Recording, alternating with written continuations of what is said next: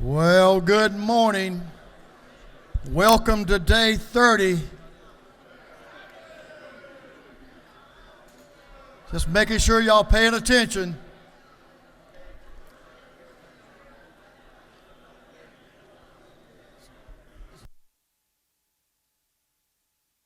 Day 30 plus 10, right?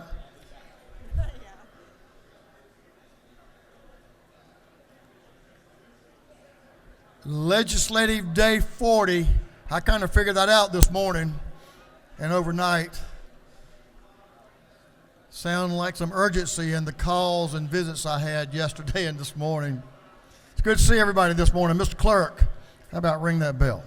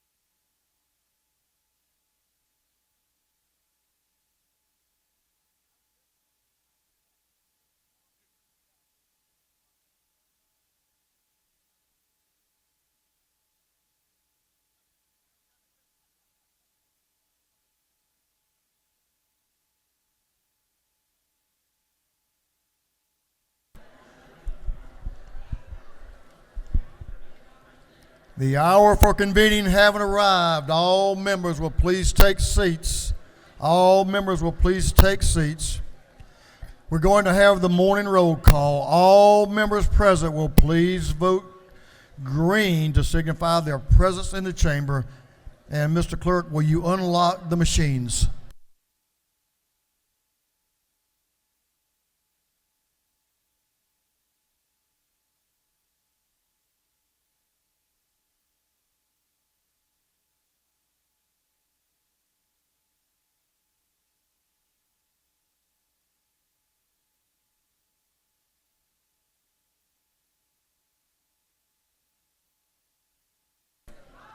Have all members now voted? All members voted. If so,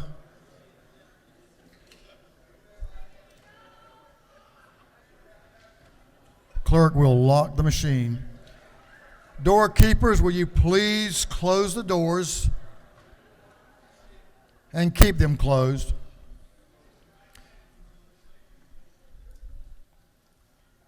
As is our custom, we will begin our day with scripture reading and prayer by our chaplain, after which we will pledge allegiance to the flag of our country. Our chaplain this morning will be introduced by the lady from the 45th House District, Representative Sharon Cooper. Representative Cooper.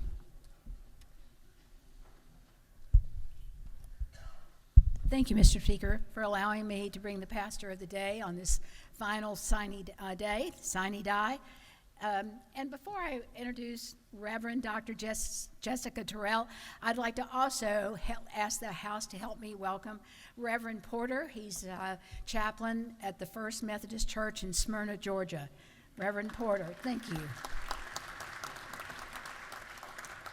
I'm so glad Reverend Porter came along with Reverend Dr. Jessica Terrell because it was a toss-up about which one to ask today.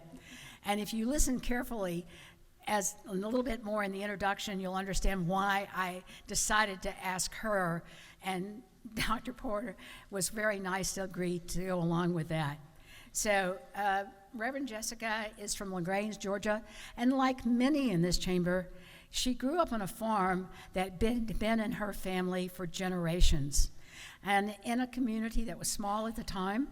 And on a farm, you learn a lot about people and being, involved in your community and learning to help and with the needs of others.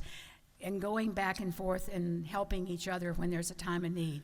And she did learn that, and it did direct her in life into the ministry. She's a Georgian. She went to LaGrange College and then went away for a little while up to Duke, but came back to get her doctorate in divinity from Emory. The real kicker for me today, since this is the last day, that in 2011, she exchanged pulpits with a church in Northern Ireland, in Belfast. And she became a person who studied and practiced, conflict resolution and reconciliation. Conflict resolution and reconciliation. Don't guess you do a little bit of that, do you, speaker? Not just a little bit. And in this day, in this very stressful last day of session, as often we get very tense and tempers get a little out of control, maybe she'll stick around in case somebody needs some personal counseling. So she enjoys a lot of outdoor activities that we have in Georgia, like kayaking and hiking, but she also enjoys traveling out of our state, but always enjoys coming back at home to Georgia. She has been the senior pastor in many churches, but right now she is the district superintendent for the area in which I live. And if you've paid any attention to what's been going on with the Methodist Church in the area in which I live, you will understand why it's so important that we have somebody that is good in compromise and reconciliation, because our churches and Methodist churches in our area have been torn apart. And she is helping us put them back together again. So with that, I give you Dr. Terrell. Thank you very much for coming today.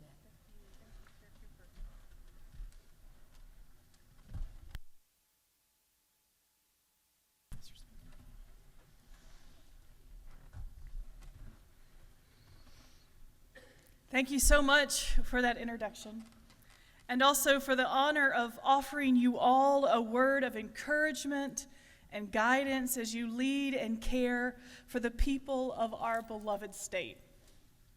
As a resident of Cobb County and a lifetime Georgian, I appreciate your service on behalf of us all. But I'd like to begin our time this morning with a few questions, so I hope you'll indulge me. How many of you play Wordle, that 5-letter word game that comes out daily from the New York Times? I play Wordle just about every day. Now, here's another question. Do any of you, like me, have a word or two that you always guess first with? Anybody? Okay, a few hands, yeah. That's a rough crowd. Now, if any of you played the Sunday puzzle, I'm wondering if any of you got it correctly. It was kind of an odd word. Anybody remember what it was? Close. The word was towel. T-O-W-E-L. Towel is a simple word used to describe something that we use daily, but rarely give much attention to in our lives. There are bath towels and hand towels, paper towels. We use towels to wrap ourselves or our babies in after a bath. We use them to clean dinner tables or lunch counters or to dry things. And truth be told, had towel been the Wordle word any other day, I may have given it very little thought, even though I originally come from Troup County, where towels were manufactured for decades in the local mills. But because Sunday was Palm Sunday, the beginning of the Holy Week, where Christians remember Christ's final days of his earthly ministry, I paid attention to this word. For a towel is actually featured in one of these Holy Week stories, the one for today. Today is Maundy Thursday, the day when Jesus and his disciples met for a final dinner in an upper room. It was the day when Jesus took bread and wine and gave us the sacrament of Holy Communion. It was a day when Jesus announced that some would betray him. And it was also the day when Jesus wrapped a towel around his waist, humbly knelt before his friends, and took upon himself the role of a servant, washing and drying their dusty, tired feet. Now, after he had washed their feet, Jesus stood up again with the towel, a symbol of a servant, still around his waist, and he told his disciples that he was giving them a new commandment, a new set of instructions, that they should love others the way he loved them, that they should care for all and serve all people. This is what the word Maundy means, to command. And on that first Maundy Thursday, his disciples were commanded to put the needs and hopes of others before their own wants and desires and take on the posture of service. My friends, you were elected by the people of Georgia to put the needs and hopes of others before your own interest every day. You were elected to make decisions that benefit all people and not just a select few. This is not an easy task, but it is a profound responsibility. It's the kind of responsibility that the Apostle Paul says in the book of Colossians. It requires you to clothe yourselves with compassion and kindness, humility, gentleness, and patience every day as you bear with people. So bear with me a moment longer.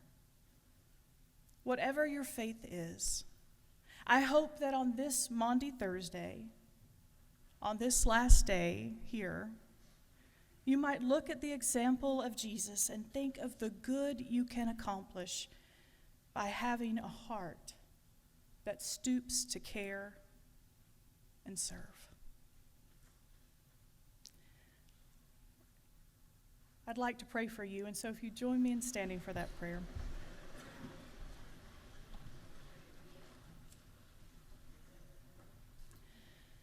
Gracious and just God, you are the one who hears all prayers and knows every need. Be with the leaders within this house today. Bless them and guide them as they do the work they were elected to do. May they clothe and conduct themselves with compassion and patience, gentleness, humility, and kindness. May all that they decide and do be done with great love for and in service to others. Let what they accomplish bear much fruit within Georgia. Help them, O Lord, to be good neighbors to all and an answer to the prayers of the people they represent. For we ask this prayer in the name of Jesus, the one who taught us and showed us what it means to truly love and serve others. And all of God's people said together, Amen. Now, if you'll remain standing and join with me in the Pledge of Allegiance. I pledge allegiance to the flag of the United States of America and to the republic for which it stands, one nation under God, indivisible, with liberty and justice for all. Great. Thank you, friend. I'm Give sorry. you this I was back. so- That's perfect. Thank you. Dr. Terrell, we appreciate that devotion. Helps us get our day started on the right way. In the Central North Georgia District, Central West District is blessed to have you, and continued good luck in your work as well. Doorkeepers, you may unlock the doors. Members, you may join Dr. Terrell in the South Ante Room. Thank her for being here today, and have a photo with her if you like.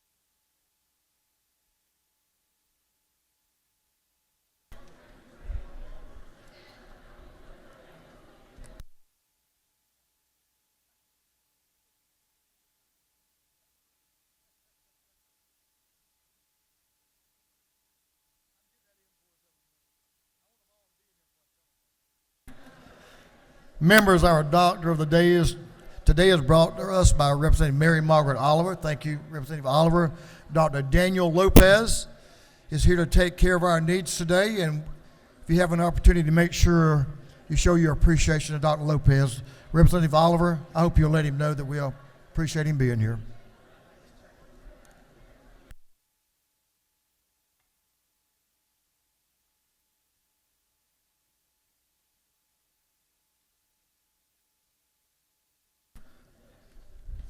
Chairman Tarvin, the chair of the Committee on Information and Audits, is recognized. Chairman Tarvin. Mr. Speaker, your Committee on Information and Audits has read the journal from the previous legislative day and found it to be correct. And if you will indulge me, I want to say how much I've appreciated giving these quotes every morning and the report, and it's been a great honor for me. I had about 10 people want to give this final quote today, but some of them were quite frightening, and if I'm frightened, it must have been really bad. But on a lighter note, I ordered a hen, a chicken, and an egg. I ordered a chicken and an egg from Amazon, and I will tell you later.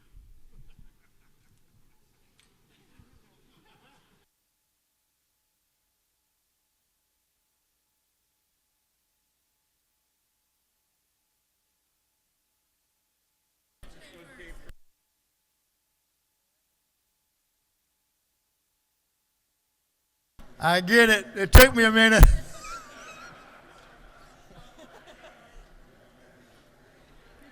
Words of wisdom. We appreciate your words of wisdom during the session these 40 days. In spite of your assistance back there, they've been spot on. Thank you, Mr. Chairman. Chairman Tarvin, the chair of the Committee on Information and Audits, reports that the journal of the previous legislative day has been read and found to be correct. Is there any objection to dispense with the reading of the journal? Chair hears none. The reading of the journal is dispensed with. Is there any objection to the confirmation of the journal? Chair hears none, and the journal is confirmed. Mr. Clerk, will you read the resolution establishing the order of business for the day? Illustration of the 104th moves the following be established as the order of business during the first part of the period. Unanimous consents. Introduction of bills and resolutions. First reading and reference of House bills and resolutions. Second reading of bills and resolutions. Report of standing committees. Third reading and passage of uncontested local bills and resolutions. Morning orders. Is there any objection to the adoption of the resolution establishing the order of business for the day? Chair hears none, and the resolution is adopted.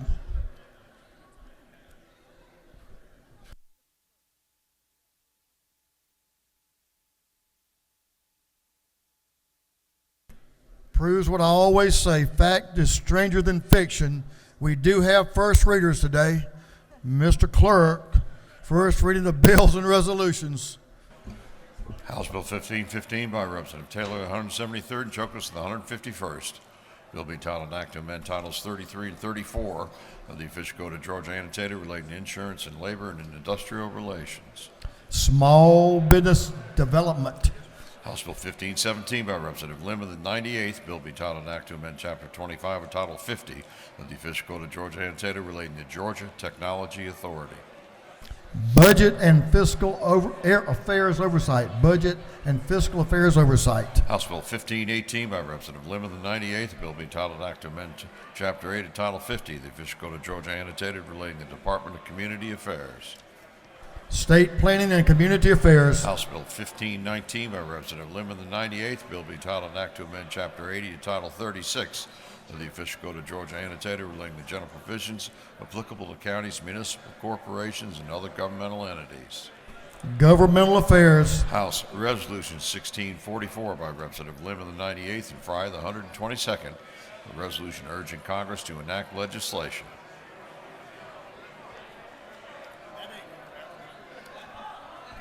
Governmental Affairs.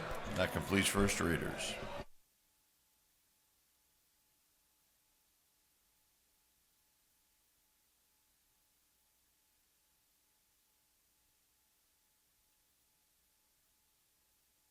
Second reading of bills and resolutions. The clerk will read. House Bill 1509 by Representative Saines of the 180th, Daniel of the 117th, Richardson of the 125th. A bill relating to the Dual Enrollment Act, purpose, dual credit courses, eligibility for participation, eligibility for payment. House Bill 1510 by Representative Chokas of the 151st and Collins of the 71st. A bill relating to government transparency and campaign finance. House Bill 1511 by Representative Jaspers of the 11th, Ballinger of the 23rd, Powell of the 33rd, Law of the 131st, Newton of the 27th. A bill relating to general provisions relative to nuisances. House Bill 1512 by Representative Lim of the 98th, Lupton of the 83rd, Fry of the 122nd. A bill relating to medical assistance. House Bill 1513 by Representative Lim of the 98th, Lupton of the 83rd, Fry of the 122nd. A bill relating to regulation and construction of hospitals and other healthcare facilities. House Bill 1514 by Representative Lim of the 98th, Lupton of the 83rd, and Fry of the 122nd. A bill relating to law enforcement officers and agencies. House Bill 1516 by Representative Lott of the 131st, Powell of the 33rd, Perkle of the 169th, Stevens of the 164th, Washburn of the 144th.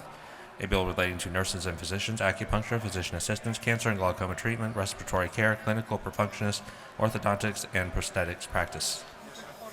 House Resolution 1584 by Representative Nulowitz of the 42nd, Seabaugh of the 34th, Stoner of the 40th, Parsons of the 44th, Wilkerson of the 38th, and others. A resolution honoring the life of Chairman Tim Lee and dedicating an interchange in his memory.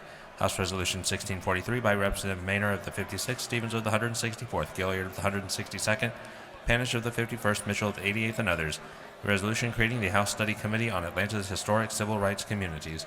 Through second readers.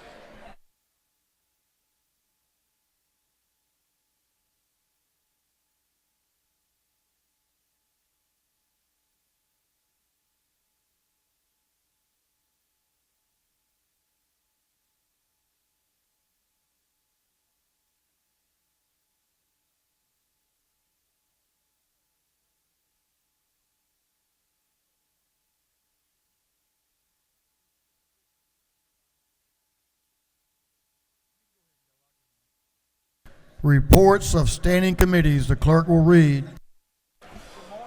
Representative Chuck Martin, the 49th District Chairman, Committee on Higher Education, submitted the following report. Mr. Speaker, your Committee on Higher Education has had under its consideration the following bills and resolution of the Senate and instructed me to report the same back to the House. The following recommendations: Senate Bill 386 due pass by committee substitute. Senate Resolution 579 due pass by committee substitute. Respectfully submitted, Representative Chuck Martin of the 49th District, Chairman. Representative Shaw Blackman of the 146th District, Chairman of Committee on Ways and Means, submitted the following report. Mr. Speaker, your Committee on Ways and Means has had under its consideration following resolution of the Senate. Has instructed me to report the same back to the House. The following recommendation: Senate Resolution 82 due pass by committee substitute. Respectfully submitted, Representative Shaw Blackman of the 146th District, Chairman. That completes the reading of the reports of standing committees.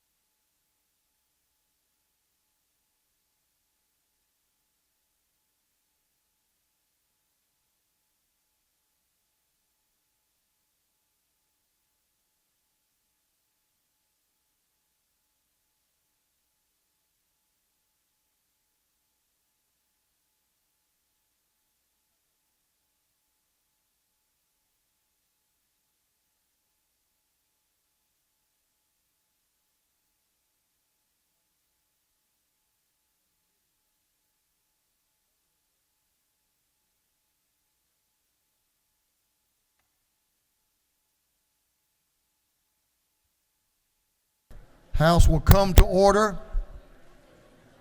We're moving on to morning orders. I need you members to take your seats and give the gentleman that will be in the well your attention. He has a very special morning order. Members will please take seats. We have some visitors in the gallery as well. But I want the members to take your seats and give the gentleman that will be in the well. Whip Park is going to be recognized for a morning order.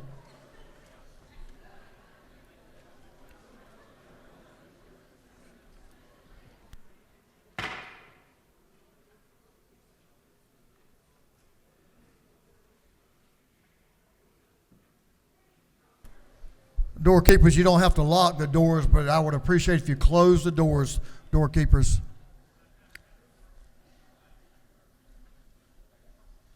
All right, members, we will never get finished this day if we don't.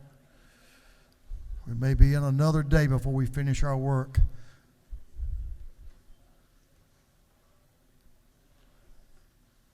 Whip Park is recognized for a morning order. Thank you, Mr. Speaker. If Representatives Cannon and Bazemore would also like to join me, please feel free to come up. Colleagues, it is my distinct honor and pleasure to welcome to the People's House this morning Dr. Phillips Reed. Dr. Phillips Reed, for more than 40 years, has practiced medicine in the metro area, serving a diverse patient population, and has remained at the forefront of breast cancer research and clinical trials. She's spent decades of her life serving the medically underserved and uninsured men and women throughout Atlanta, including through her mobile breast clinic. I'm also incredibly excited to have Dr. Phillips Reed with us this morning because she saved the life of my executive assistant, who is diagnosed with stage 3 cancer. She saved the lives of many of our members here in this body, along with our executive assistants, including, of course, thousands across the metro Atlanta region. So if y'all would join me in rising and recognizing Dr. Phillips Reed. Thank you.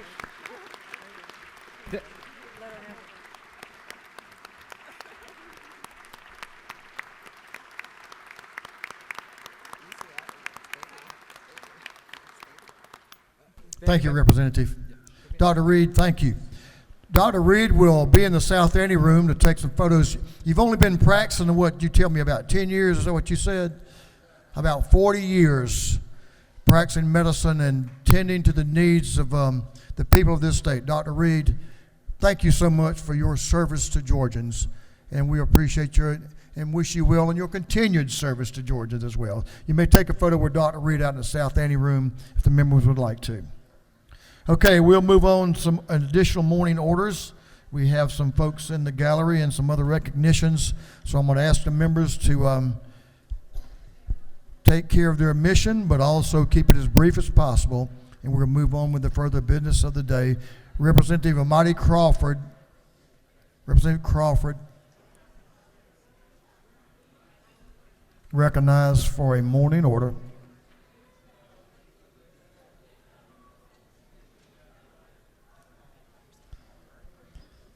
Representative Oliver will join you. You have some folks, you have some friends. That's good to know. You hadn't been here long, but you've developed some good friends.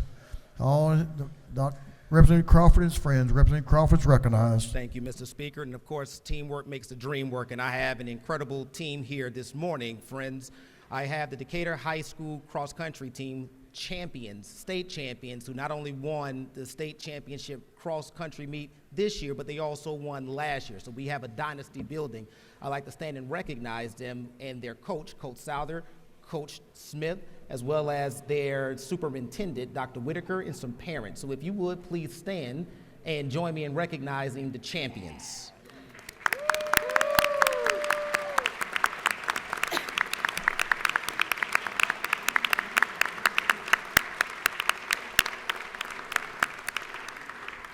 Thank you, Mr. Speaker, and with that, I yield the well. Congratulations, what an achievement. I know Representative Crawford knows a little bit about running, so if he recognizes you, I know everything's cool. Representative Bennett, Representative Tanya Miller, Representative Jackson, Derek Jackson, recognized for a morning order. Thank you, Mr. Speaker. And on behalf of my other two colleagues, Representative Tanya Miller, Representative Derek Jackson, I'd like to join me, colleagues, in recognizing this morning a very special person in my life. Her name is Karen Renee. She is the former member of the City Council in East Point. She's done some fabulous and fantastic work in the community, and she will continue to represent her community as well as others as she pursues her ongoing political pursuit aspirations. But this young lady, I'd like for you colleagues to join and help me in recognizing and welcoming to the People's House Karen Renee for her outstanding public service and all that she does for her community. Won't you please stand in the gallery and be recognized? Colleagues, won't you join me? And Mr. Speaker, if I may take a point of personal privilege, Karen Renee, actually my name is Karen Renee. So where is he? He's gone. My name is Karen Renee, so again, she's so special. So won't you meet me down in the ante room for some photos? Thank you. Representative Bennett, is that what you wanted me to do, to tell them to meet you in the ante room? Yes, sir, Mr. Speaker. I'm sorry, I was distracted, but I'm back on target. So if you would meet the representative and her guest in the south ante room, take a photo, that'd be great. Thank you, Mr. Speaker. I yield the will.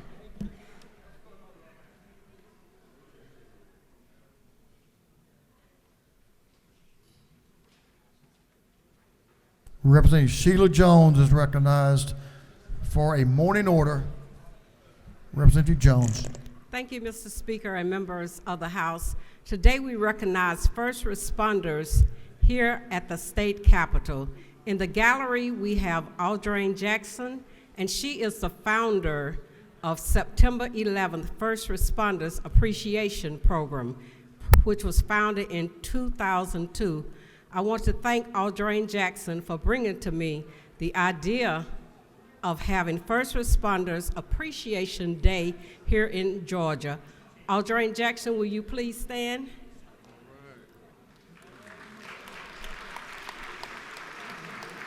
Also in the gallery, we have Fulton County Commissioner Khadijah. Khadijah. Audrain Jackson have with her today the first responders of Metro Atlanta and Beyond the Call of Duty recipients. I would like for each of you to stand as I call your name. From the city of South Fulton, we have Officer Kevin Turner. I joined y'all since I trained him too. From the Fulton County Sheriff's Office, we have Nicholas Reynolds. He is a negotiator. From the city of Atlanta, we have Officer Darian Tabor, Officer Terry Peter, Officer Keyshawn Cannon, Officer Charles Smith, and we also have present first responders from East Point and various police and fire stations. I ask the House to stand and give you a warm welcome.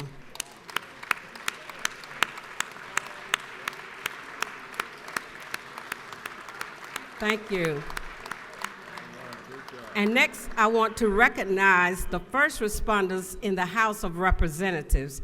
Last year, the governor signed House Bill 373, which designates September the 11th of each year as First Responders Appreciation Day in Georgia. The sponsors of HB 373 are Representative Sheila Jones, Representative Stephen Sains, Representative Derek McCullum, and Representative Dexter Sharper. And I would like to have all the first responders here in the House to please stand.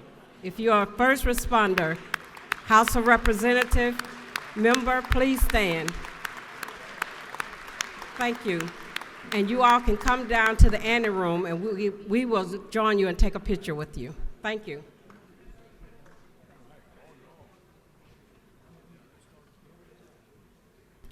Representative Gabe Okoye.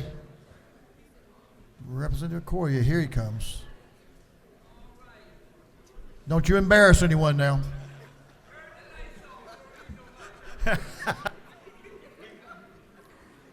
Thank you, Mr. Speaker.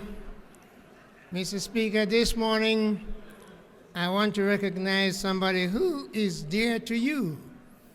And this is none other than the person who helps to make this house run.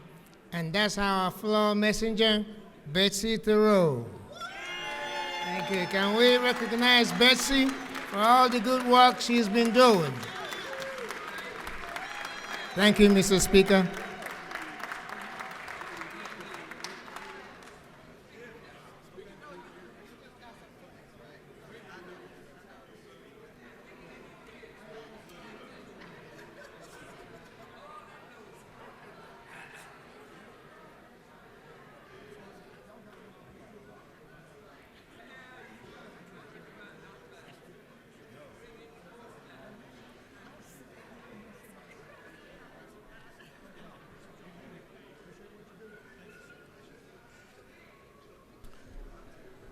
Representing Bernal and Anulowitz.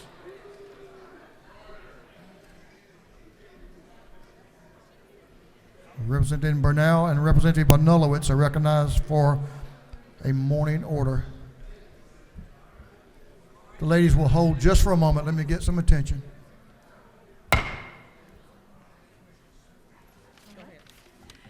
I suspect you gentlemen should all be paying attention now. All of you gentlemen in the room.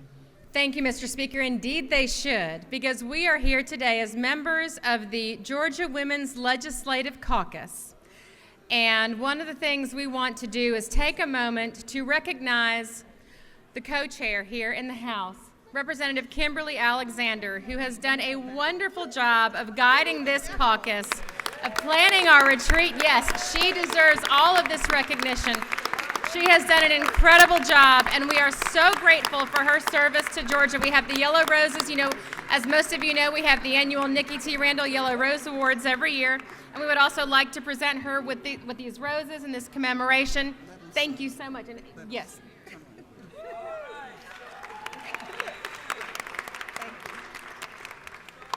That's your big gift.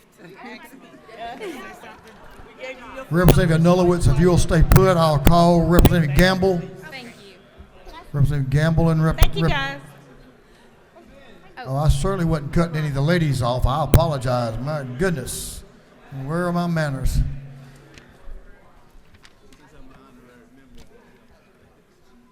Suspend just for a moment. Let's let some folks get moved around.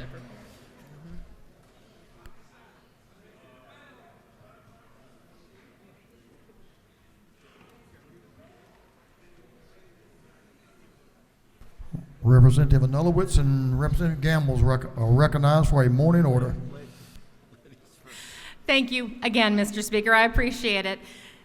We have a very special opportunity for everyone here in the House at lunch and in the Senate also. They can come too if they'd like. But we are the Director General of the Taiwan Economic and Cultural Office here in Atlanta. They are hosting a reception with Taiwanese entrepreneurs in celebration of their business prosperity and the 45th anniversary of the Taiwan Relations Act. We are going to be in Capitol Room 230 from 12 o'clock p.m. until 1:30 p.m. This is co-hosted by Representative Gamble and myself here in the House, and the co-chairs, Senator Brass and Senator Rett. There's going to be a boba tea making demonstration. There will be refreshments from Panda Express and Flying Biscuit, and we look forward to seeing everyone there. Thank you.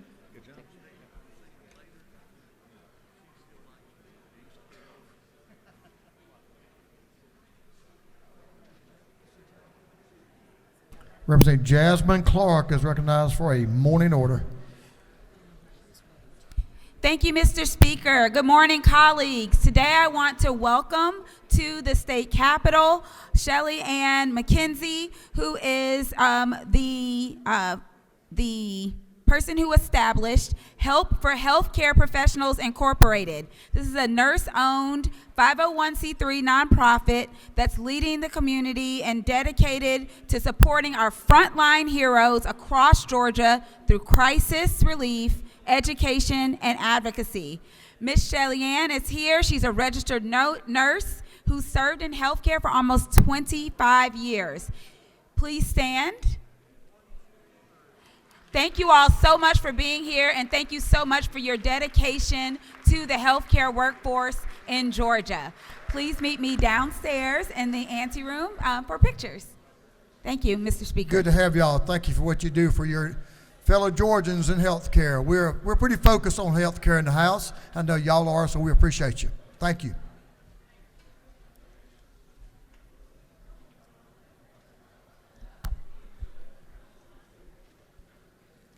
Representative Bazemore has some support from Representative Bruce. So we're going to recognize both of you. Members, will you give the lady and the gentleman in the well your attention? Give them your attention, please. Representative Bazemore. Thank you, Mr. Speaker. And colleagues, I want to introduce you to an amazing man that contributes to our economy. His name is Michael Glover. He has a long and consistent record of service to the community, and this state has been recognized as one of the most dynamic and committed entrepreneurs in Georgia. Many of you might remember him because of Nancy's Pizza. He was there. But now he has opened up 4, not 1, not 2, but 4 grits and eggs location. And I want you to help me recognize my cousin in the house, standing up with his wife and chef. Please stand, acknowledge them for me. Mr. Glover. Michael Glover. Thank you. Please meet us down in the anteroom so we can take some pictures. Thank you.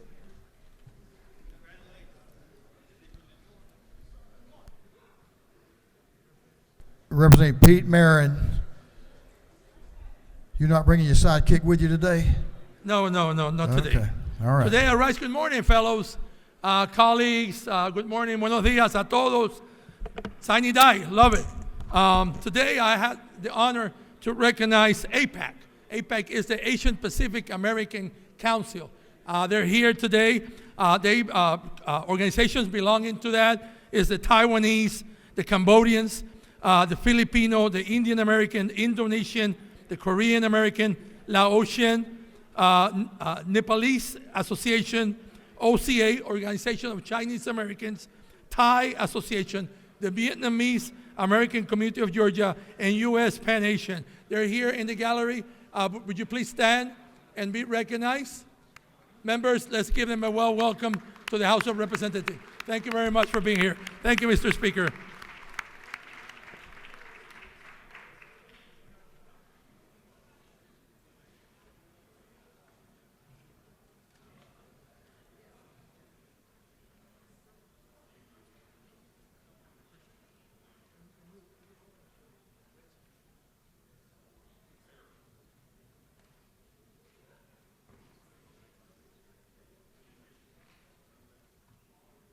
Is Representative Sharper in the chamber?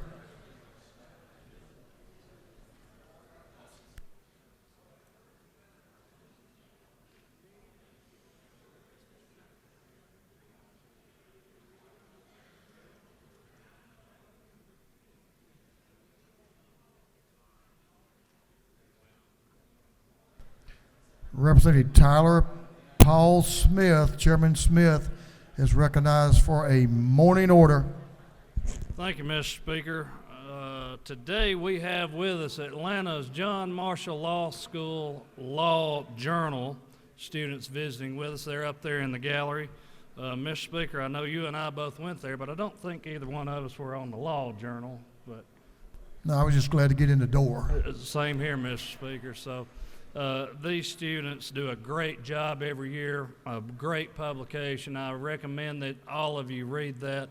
It is a treasure that will provide you with some very, very useful information about what we did this past session and learn a bit about how that will affect our practitioners in the state. So thank y'all. Please stand and be recognized.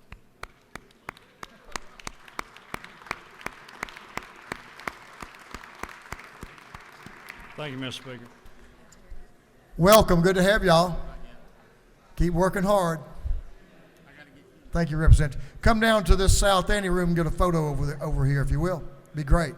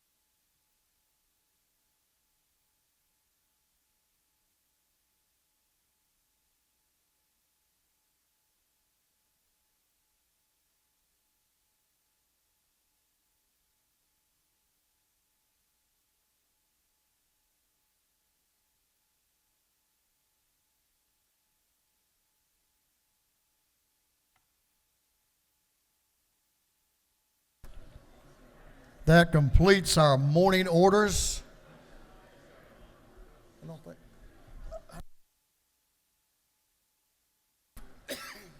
Completes our morning orders. We'll move on to the rules calendar. Mr.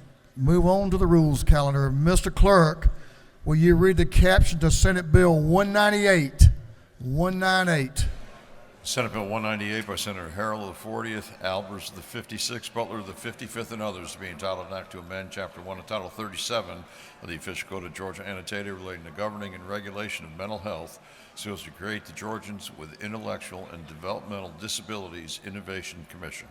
This bill I referred to the Committee on Public Health. That committee recommends that this bill do pass by Rules Committee substitute.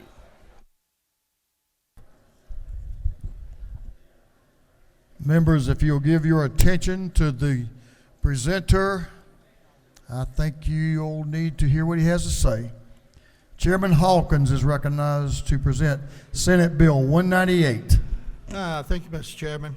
I think we've all heard from our hometown pharmacist, the folks that we go to church with, the folks that coach our kids in Little League baseball and soccer.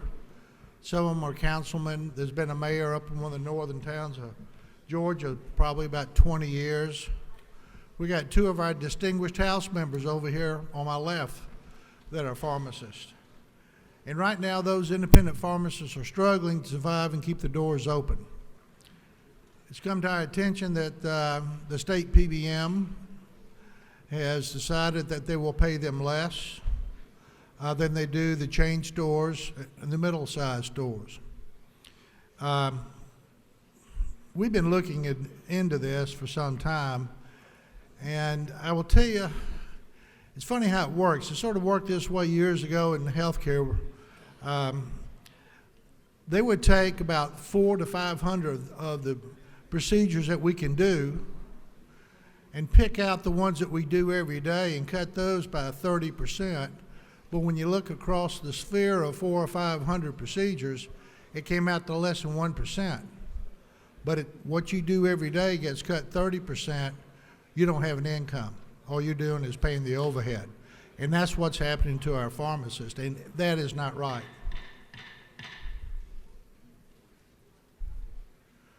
So this piece of legislation, you're going to have the opportunity to say to folks, we're going to be there for you. You can go home and point to something that you did to help your hometown pharmacist. We're very lucky to have a great group of legislators who listen intently,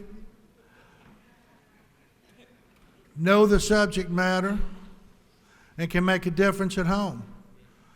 We've got a guy behind me and the staff that helps us go forward, and we produce some really good legislation, stuff that we can be proud of. We may argue about some things, but we go home and we've done a good job. Sort of like what the guy said about politics is like riding a horse. If it feels good, you ain't doing it right. So a lot of times we're doing it right because it doesn't always feel good. But this one's going to feel good. This bill right here will pay an average to all pharmacies, the same average. So everybody's going to be equal, the way it should be through all our lives in this great state and this great nation. I will ask you to vote for this measure. If there are no questions, Mr. Speaker, I will. You have a question to your left. Representative Bernal is recognized for a question. Okay. Thank you, Mr. Speaker. Does the gentleman yield? I do.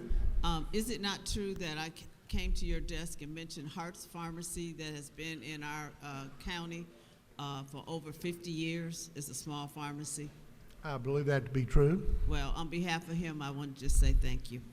Well, thank you. Well, thank you for your vote. Representative Reese, you have a quota. This is starting to be your first one. Representative Reese is recognized, I'm kidding, is recognized for her question. Thank you, Mr. Speaker. Does the gentleman yield? He does.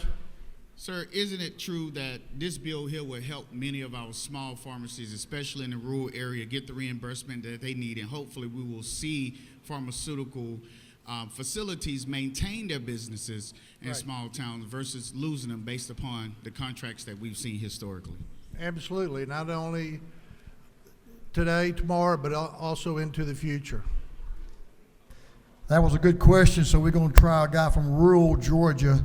If you'll take one more question. Yes, sir. Co-chair of the Rural Development Council, the dean of this house, Representative Gerald Green. Thank you, Mr. Speaker. Does the gentleman yield? He does to his friend.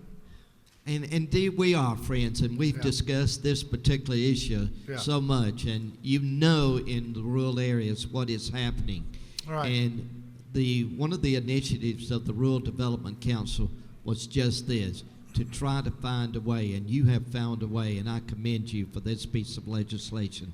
And I encourage all of the individuals in this House to vote for this particular piece of legislation. Thank you for doing this. Well, thank you, and I want to reiterate, Representative Stevens has walked every step with this, day and night.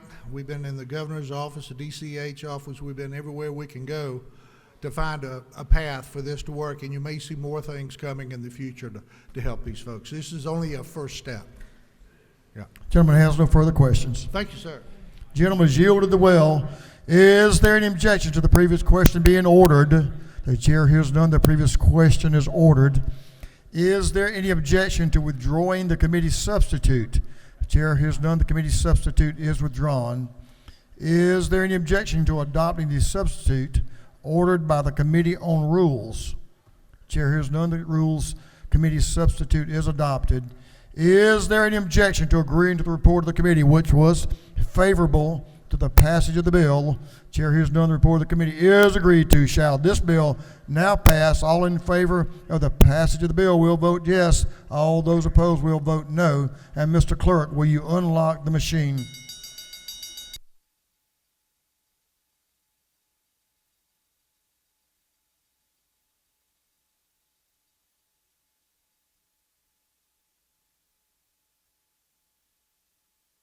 Have all members voted? All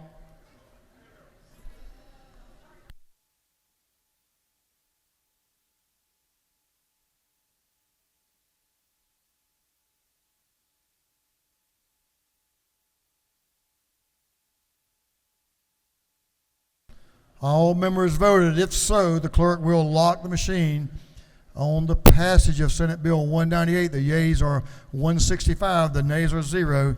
This bill, having received the requisite constitutional majority, is therefore passed.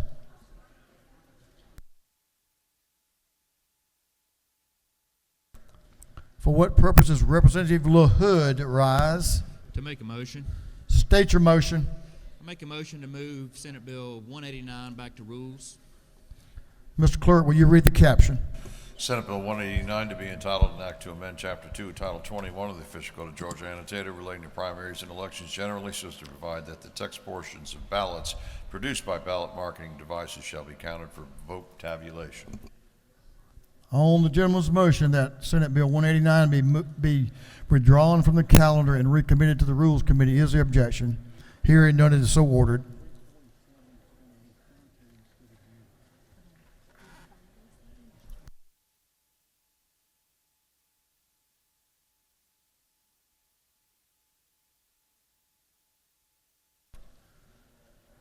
Mr. Clerk, will you read the caption to Senate Bill 351? Senate Bill 351 by Senator Anna Duarte, the 31st Robertson, the 29th Brass, the 28th, and others, be entitled an act to amend titles 20 and 39 of the Official Code of Georgia Annotated relating to education and minors respectively, so as to provide for social media platform access by minors. This bill I have referred to the Committee on Education. That committee recommends this bill do pass by Rules Committee substitute. Representative Hilton is recognized to present the bill. Representative Scott Hilton. Thank you, Mr. Speaker. Members of this body, I am honored to present to you Senate Bill 351. As the father of 3 young children, 17, 15, and 12, our family takes a very active role in their participation online, and this bill addresses that in several components. And so I'll walk you through the bill just briefly. The meat of the bill starts on section 2.2, which requires the Department of Education to publish on its website one or more model programs that teach students in grades 6 through 12 the impact of social media on mental health and how social media can manipulate, influences, thoughts, and behaviors. We had a young student not far from my district in Johns Creek by the name of Nathan come and testify, and he aptly used a song from the 80s. Every rose has a thorn, and that's social media in this generation. It's great for connectivity, activism, but it has its thorns, and it's reared its ugly head in mental health and the impact on our children. Section 223 of the bill, we pick up with Chairman Irwin's House Bill 338, which passed this House unanimously. That requires schools to adopt technology on school-issued devices that blocks and filters obscene content, again, on school-issued devices. Section 2.4 furthers that method. It requires on devices that social media not be accessed on school-owned devices.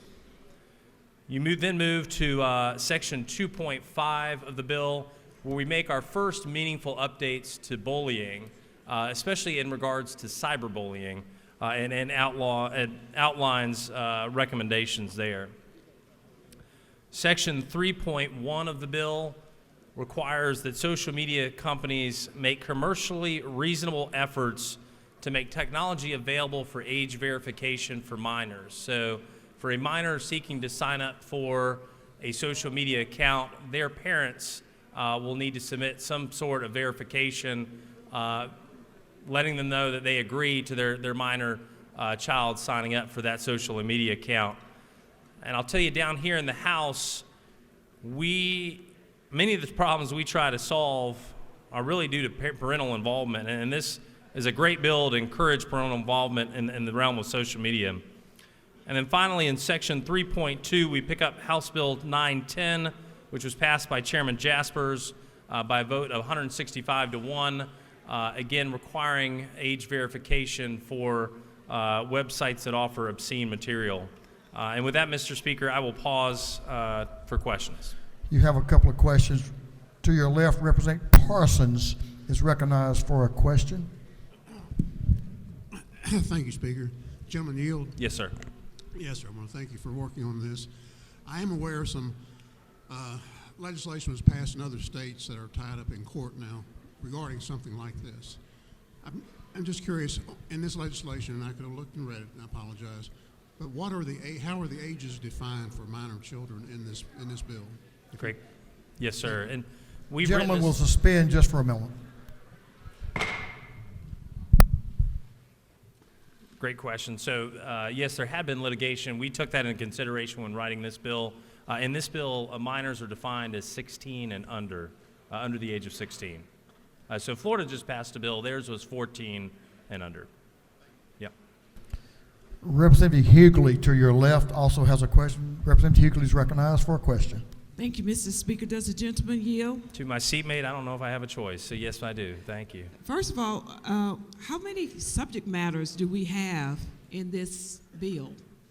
We have a couple bills that have come along, but they're all within the same realm of technology and education. Okay. So does the gentleman further yield? Yes, ma'am.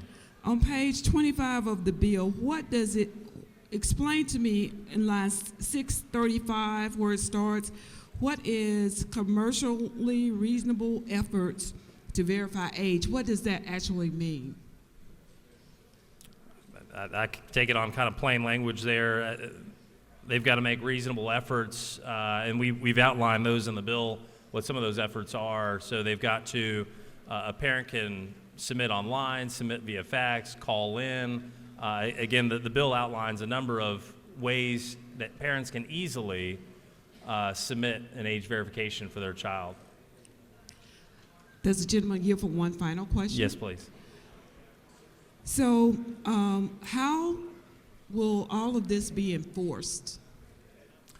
So a lot of this falls under the Attorney General on line 675, kind of starting there. We'll have the authority over enforcement.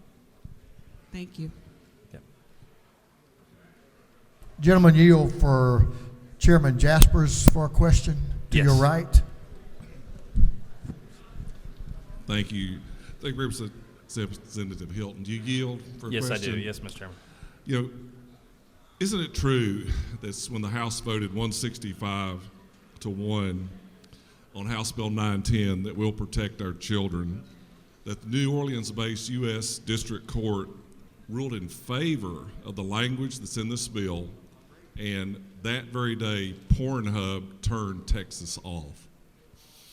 You know what you speak, and You have a couple more if you take them. I will yield for one more. Well, Representative Irwin has dealt with young people his whole life. Let's see what he has to ask. The gentleman is recognized for a question. Thank you, Mr. Speaker. Does the gentleman yield? Yes, Mr. Chairman. First of all, Representative, does this bill ensure that only grade-appropriate material is able to be viewed on the state-owned handheld devices that we hand to the children, such as Chromebooks today? Yes, it does. And I just want to commend you on your work on this legislation. I know you've put years into it. And again, it's about protecting our children and making sure they see only material that is age appropriate that they should be seeing on devices. Perfect. Thank you very much. Thank you, Mr. Chairman. With that, Mr. Speaker, I'd encourage this body to vote for this legislation to protect our children and what they're viewing online. And with that, I will yield the well. Thank you. The gentleman has yielded the well. We have a member that signed up to speak in opposition. Representative David Wilkerson is recognized to speak to the bill. Representative Wilkerson, give the gentleman the well your attention, please. Thank you, Mr. Speaker. I was actually going to ask some questions about the bill because in committee we had a few concerns, and normally in committee we can kind of work on a bill realizing its intent is to protect children, but I'm just going to highlight some of the questions that I have and why I think this is a bill that I'm going to be voting against because I think it needs some more work. If you go to section 2.1, line 48, we talk about K through 12, and then we even add in on lines 59, local governing boards shall implement in all grade levels a program. But if you go to line 75, we don't start until 5th and 6th grade when they do a model program. So how do you implement a program for K through 12, but you don't have a model program until 5th grade? The senator believed that kids don't use the internet before 6th grade, so that's why he didn't want to do anything. So that's my first issue. The second issue deals with the definitions of social media. I know schools throughout the state right now use YouTube, and I am still looking for the carve-out as social media is defined on lines 565 as social media is anything that allows content to be uploaded and commented on, i.e. YouTube, except for these carve-outs. What this will mean that is, in a lot of schools, as people travel the world through YouTube videos to educate their children, that will now be forbidden under this bill. So we're going to be handicapping the teachers. Unless someone can point out to me where that carve-out is for YouTube, it's another concern that I have. My kids went through public school, and I know that we already have social media policies. And I'm trying to think of what this bill is trying to accomplish. I understand, what are the penalties if they don't comply strictly by this? What are the companies that are going to be used to filter this? So I know what I'm doing. I'm encouraging folks to vote no, but I understand if you want to vote yes. But I do have a lot of concerns, and I do know that whatever we do, if we do pass this, we'll be back fixing it next year. I can tell you that right now. Because there's too many issues with this bill. And with that, I will be voting no on Senate Bill 351, and I yield the well. The gentleman has yielded the well.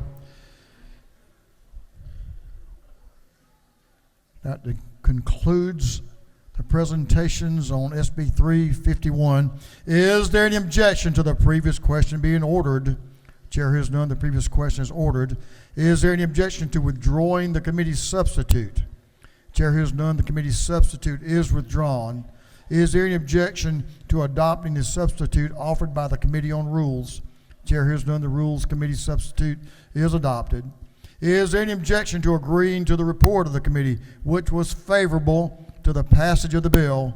Chair hears none. The report of the committee is agreed to. Shall this bill now pass? All in favor of the passage of the bill will vote yes. Those opposed will vote no. And the clerk will unlock the machine.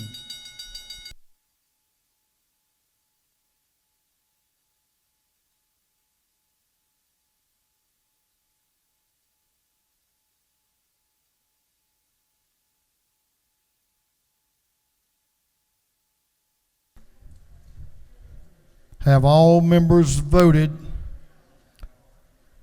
For what purposes Representative Kennard rise? Parliamentary inquiry. State your inquiry. Isn't it true that Gwinnett County Public Schools supports SB 351? I didn't know that, but that's good information to have. Thank you for bringing it up. For what purposes Representative Lisa Campbell rise? Thank you, Mr. Speaker. Parliamentary inquiry. State your inquiry. Isn't it true, while I support the measures of this bill that were harmful to students, I also agree that the language in this bill is so extremely broad that it will also potentially, as has been previously mentioned, suppress and limit many positive uses of technology for students to gather and to discuss things remotely across the state and around the world, including conferencing, as well as limiting many news gathering information and sources. I'm sure the lady believes exactly what she just said is true. All members voted. If so, the clerk will lock the machine. On the passage of Senate Bill 351, the yeas are 120, the nays are 45. This bill, having received the requisite constitutional majority, is therefore passed.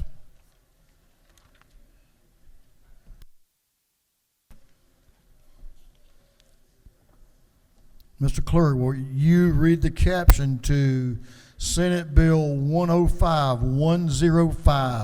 Senate Bill 105 by Senator Walker, the 20th, Robertson, the 29th, and others to be entitled an act to amend Code Section 474101 of the Official Code of Georgia annotated relating to retirement benefits payable upon normal, early, or delayed retirement in the public school employees' retirement system. This bill I referred to the Committee on Retirement. That committee recommends this bill do pass. The lady from Warner Robins, Representative Bethany Ballard, is recognized to present the bill. Thank you, Mr. Speaker. I have SB 105. This bill supports our public school bus drivers, cafeteria workers, custodians, and maintenance personnel by increasing the multiplier for their retirement benefit from a minimum of $16.50 to $17. These folks help keep our schools running, they keep our kids safe, and they deserve to retire with dignity. Thank you, Mr. Speaker. If there's no questions, I'll yield the will. Lady has no questions. Thank you, Mr. Speaker. I yield. She yielded the well. Is there any objection to the previous question being ordered? The chair hears none. The previous question is ordered. Is there any objection to agreeing to the report of the committee, which was favorable to the passage of the bill? Chair hears none. The report of the committee is agreed to. Shall this bill now pass? All in favor of the passage of the bill will vote yes. All those opposed will vote no. And Mr. Clerk, will you unlock the machine?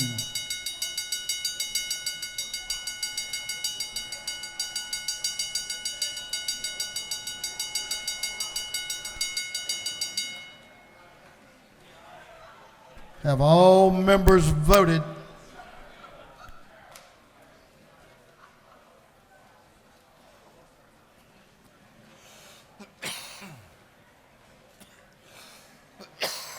Have all members voted? If so, the clerk will lock the machine.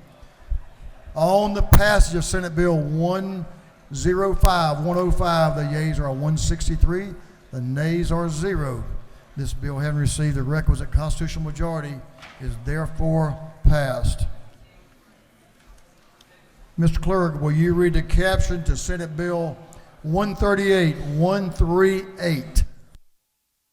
Senate Bill 138 by Senator Williams, the 25th, Robertson, the 29th, Hatchett, the 50th, and others to be entitled an act to amend Code Sections 15, 16.8, and 45.5.6 of the Official Code of Georgia annotated to relating to how vacancies are filled, failure to appoint, and certification required upon a public official investigated by special commission.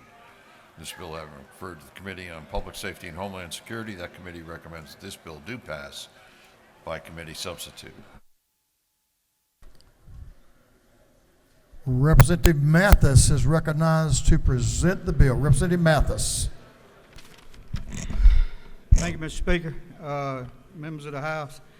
This bill is the coroner bill. This is the one that we make them full-time employees. This is a schedule based on population for salaries. We've made a few changes. We made it to where the deputy coroner, everything was taken out except it'll be raised from 175 to 250. The other change is we're going to move the date for this to be implemented to January 1 of 2026 to give counties time to restructure their budgets. Mr. Speaker, that is the bill. I appreciate your favorable consideration. If no questions, I yield the well. No questions. Gentleman's yielded the well. Representative Holly. Representative Holly is recognized to speak in favor of the bill. Representative Holly.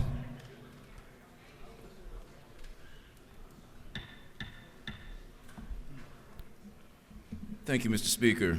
My colleagues, I join you in requesting us a passage favorably for Senate Bill 138. Georgia has had a varied and sometimes sordid history of clearing up inaccuracies with relative to death. Particularly, we know this to be true in our state's Jim Crow past, where even the Equal Justice Institute found that over 531 cases of unsolved deaths occurred where there actually needed to be a more direct accounting for the cause of death. As we know that our counties are growing, certainly it is good to have a salary that is commensurate with the population growth. But I wanted to just bring to light the necessity of this, because it's not simply about making sure that we pay our coroners what they're worth, but we also know too that aside from having any grand jury investigations, coroners are responsible for having their own jurors to be able to look over a case to determine the exact cause of death. And we know that if Georgia is to remain free from the constraints of our past, then we should afford the coroners with the full opportunity to be able to examine those deaths, to be able to have a juror, and one can only do their job correctly when we can dignify their role by paying them what they're worth. So my colleagues, while we can look at some of the language, particularly those relative to those salaries, I'm seeing that there's a need in order to prepare them for the work. We know that we must also do this just for the sake of guaranteeing that we can satisfy the demands of justice. That oftentimes, if you don't have enough information there for those who have been exacted to the pains of a society that is yet to see them fully as human, it requires us to make sure that we are paying those who would have a legal eye to be able to perform their duties necessary so that we can have justice. So yes, colleagues, I do wish that you will join me in supporting Senate Bill 138. And with that, I'll leave the well. The gentleman has yielded the well. That concludes our speakers on Senate Bill 138. Is there any objection to the previous question being ordered? The chair hears none. The previous question is ordered. Is there any objection to adopting the committee substitute? The chair hears none. The committee substitute is adopted. Is there any objection to agreeing to the report of the committee, which was favorable to the passage of the bill? The chair hears none. The report of the committee is agreed to. Shall this bill now pass? All in favor of the passage of the bill will vote yes. All those opposed will vote no, and the clerk will unlock the machine.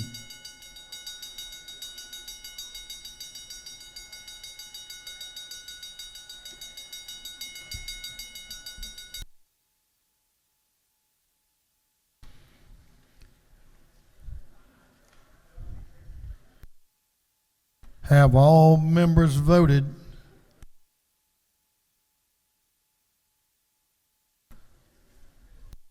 For what purpose does Representative Stenson rise? Parliamentary inquiry, Mr. Speaker. Parliamentary inquiry? Did I say that right? I couldn't hear you. I'm sorry. Yes, parliamentary inquiry, please. You'll state your inquiry. Is it not true, Mr. Speaker, that I've been in the funeral industry for 17 years, support Senate Bill 138 because I know the important work that coroners and deputy coroners do to help families in their most vulnerable time of need. Is that not true, Mr. Speaker? That is very true. And my apologies to you for when you stood up, you usually are a little bit, I can hear you very well most times. I didn't hear you then, so I'm sure the lady knows of what she speaks. You project very well. All members voted. If so, the clerk will lock the machine. On the passage of Senate Bill 138, the yeas are 169, the nay is 1. This bill, having received the requisite constitutional majority, is therefore passed. Mr. Clerk, will you read the caption to Senate Bill 203? 203. Senate Bill 203 by Senators Anna Duarte of the 31st, Kennedy the 18th, Gooch the 51st, and others to be entitled an act to amend Article 3, Chapter 4, Title 20 of the Official Code of Georgia annotated relating to industry services training program so as to provide for tuition-free programs that relate to the operation of commercial motor vehicles for veterans. This bill having referred to the Committee on Defense and Veteran Affairs, that committee recommends that this bill do pass. The gentleman from Fayetteville, Representative Bonner, is recognized to present the bill. Thank you, Mr. Speaker. Good morning, colleagues. I bring to you Senate Bill 203. This is a bill that was passed directly out of the Senate with no changes. It's a workforce development bill. It helps our veterans get their commercial driver's licenses quicker, subject to the appropriations of the General Assembly. That money would go to the Technical College System of Georgia to help our veterans get their CDL. That's the bill, Mr. Speaker. I'll be happy to take any questions. Gentleman has a question. Representative Gladney, to your left, has a question. Thank you, Mr. Speaker. Mr. Chairman, does the gentleman yield? I do. Is it not true that there is over $22 million collected in state and federal taxes from veterans because of their income in this state, sir? I would agree with that. Thank you so much, sir, for bringing this bill. Thank you for your support. If there are no other questions, Mr. Speaker, I will yield the will.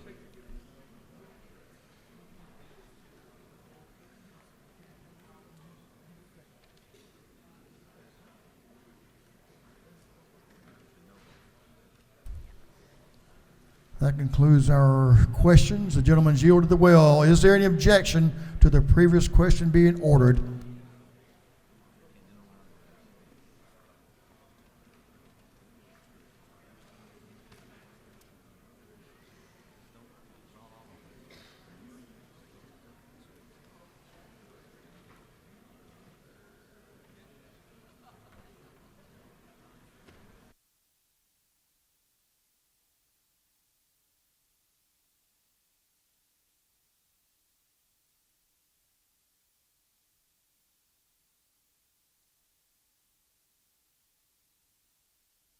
Chair, here is none. The previous question is ordered.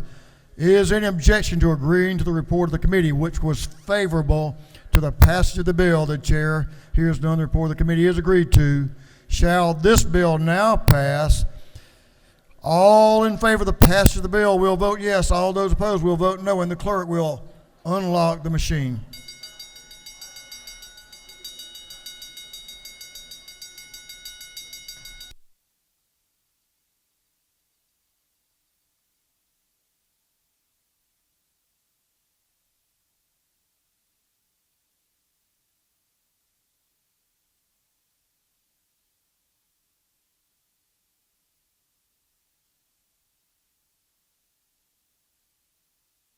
Have all members voted? All members voted. If so, the clerk will lock the machine. On the passage of Senate Bill 203, the yeas are 168, the nays are 0. This bill, having received the requisite constitutional majority, is therefore passed. Mr. Clerk, will you read the caption to Senate Bill 237? That's 237. Senate Bill 237 by Senator Hatch of the 50th and Hodges of the 3rd. to be entitled an act to amend Part 3 of Article 7, Chapter 3, Title 20 of the Official Code of Georgia Annotated relating to the Georgia Student Finance Authority so as to provide for student loan repayment for peace officers. This bill has been referred to the Committee on Higher Education. That committee recommends that this bill do pass by committee substitute. Chairman Martin is recognized to present the bill. Representing Chuck Martin. Thank you, ladies and gentlemen. I'll be brief here. Senate Bill 237 is the exact language that this House passed earlier this year in House Bill 1124. This is the college completion grant. This is the grant I spoke of earlier that 94.6% of the hours that are being taken by this grant are being passed. This is helping young people, young students get their degrees. So we passed it earlier. I think there might have been one dissenting vote earlier this session. This is that exact language, and I ask the House's favorable consideration and answer any questions. If there are no questions, I would yield the well. Gentleman is yielded the well.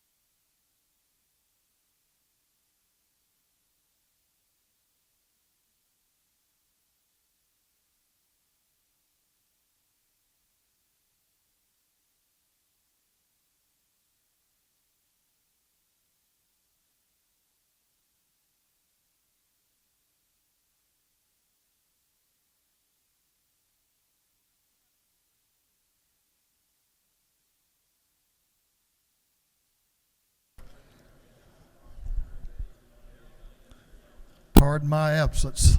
Is there any objection to the previous question being ordered? The chair hears none. The previous question is ordered. Is there any objection to adopting the committee substitute? The chair hears none. The committee substitute is adopted. Is there any objection to agreeing to the report of the committee, which was favorable to the passage of the bill?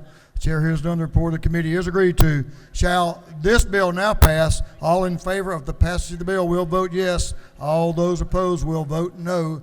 And the clerk will unlock the machine.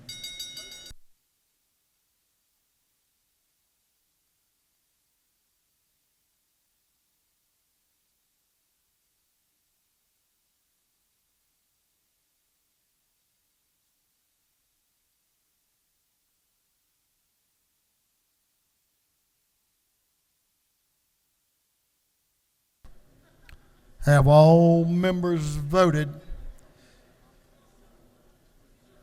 All members voted. If so, the clerk will lock the machine. On the passage of Senate Bill 237, the yeas are 169, the nay is 1. This bill, having received the requisite constitutional majority, is therefore passed. Mr. Clerk, will you read the caption to Bill 347? 347.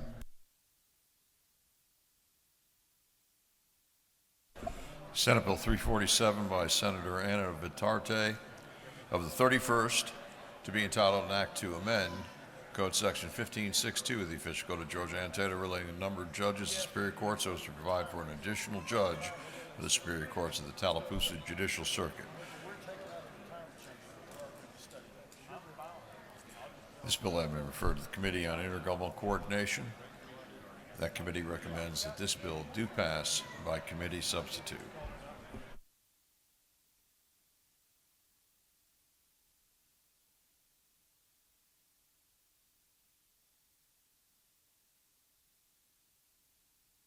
Chairman Stan Gunther is recognized to present the bill. Representative Gunther. Thank you, Mr. Speaker.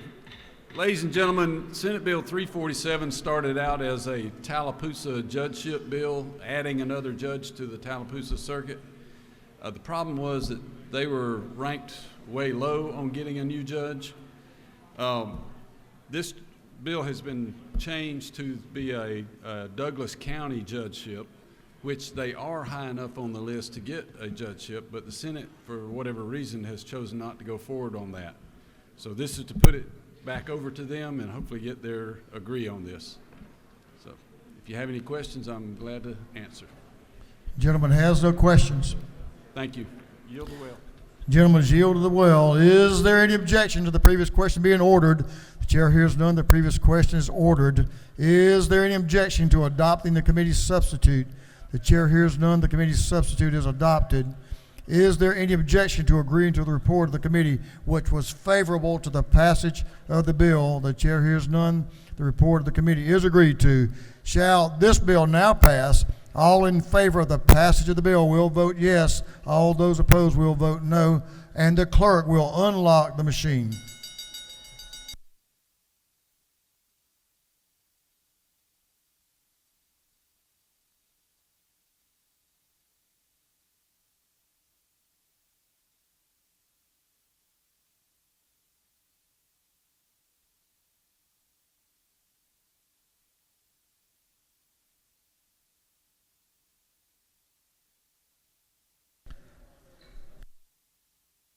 Have all members voted? All members voted. If so, the clerk will lock the machine. On the passage of Senate Bill 347, the yeas are 166, the nays are 0. This bill, having received the requisite constitutional majority, is therefore passed. Mr. Clerk, will you read the caption to Senate Bill 542? 542. Senate Bill 542 by Senator Watson the 11th, Kennedy the 18th, and Gooch the 51st, to be entitled an act to amend Chapter 8 and Title 44 of the official code of Georgia annotated relating to water rights so as to remove references to the public trust doctrine. This bill I referred to the Committee on Judiciary. That committee recommends that this bill do pass by committee substitute.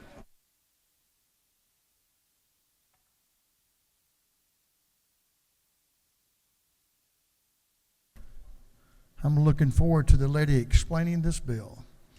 Representative Sheila Jones is recognized to explain Senate Bill 542. Representative Jones. Thank you, Mr. Speaker and members of the House.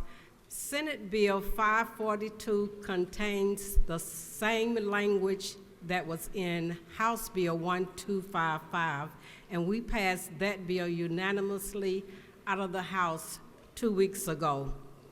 And what SB 542 talks about is the process for filing an appeal and making the request for transcript. It varies from court to court throughout Georgia. And Senate Bill 542 hopes to make the process consistent throughout the state of Georgia. Thank you, Mr. Speaker. The lady has a question, if you'll yield. Yes. Representative Becky Evans to your left has a question. Thank you, Mr. Speaker. Does the gentlelady yield? Yes. Can you please give us the LC number for that bill?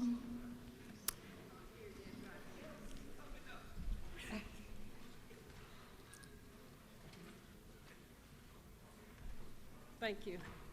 The LC number is LC 481332S. Thank you. LC, you found it? Okay. Yes, ma'am. Thank you. Lady has no further questions. Thank you, Mr. Speaker. Good job. Ladies yielded the well. Is there any objection to the previous question being ordered? The chair hears none. The previous question is ordered. Is there any objection to adopting the committee substitute? The chair hears none. The committee substitute is adopted. Is there any objection to agreeing to the report of the committee, which was favorable to the passage of the bill? The chair hears none. The report of the committee is agreed to. Shall this bill now pass? All in favor of the passage of the bill will vote yes. All those opposed will vote no. And the clerk will unlock the machine.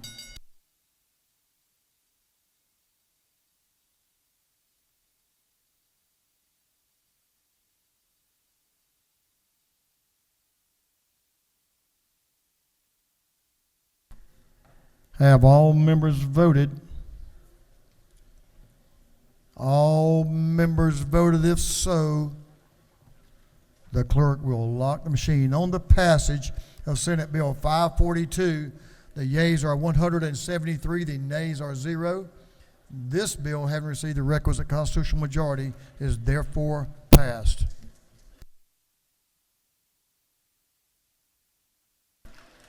Good job. A seated ovation.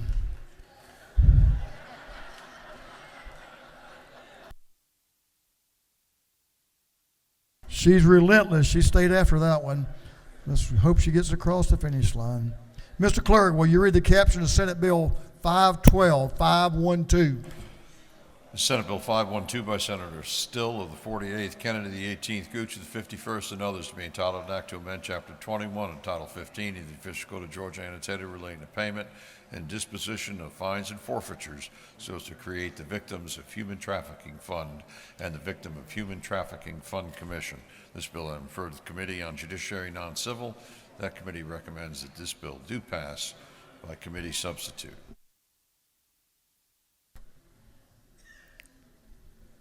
Chairman Tyler Paul Smith is recognized to present the bill. Representative Smith.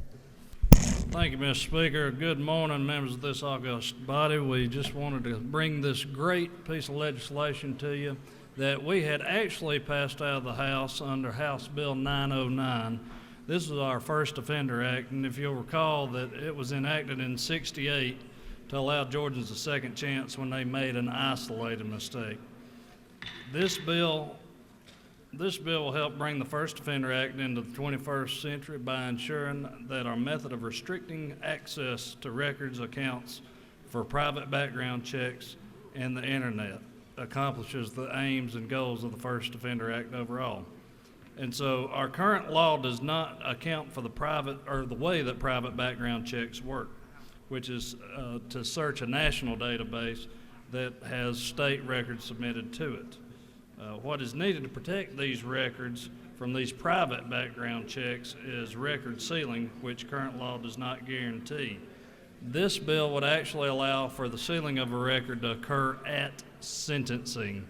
Of course, I'll remind all the members that first offender would not be applicable to 7 deadlies or DUI and a few other enumerated crimes and offenses in this state.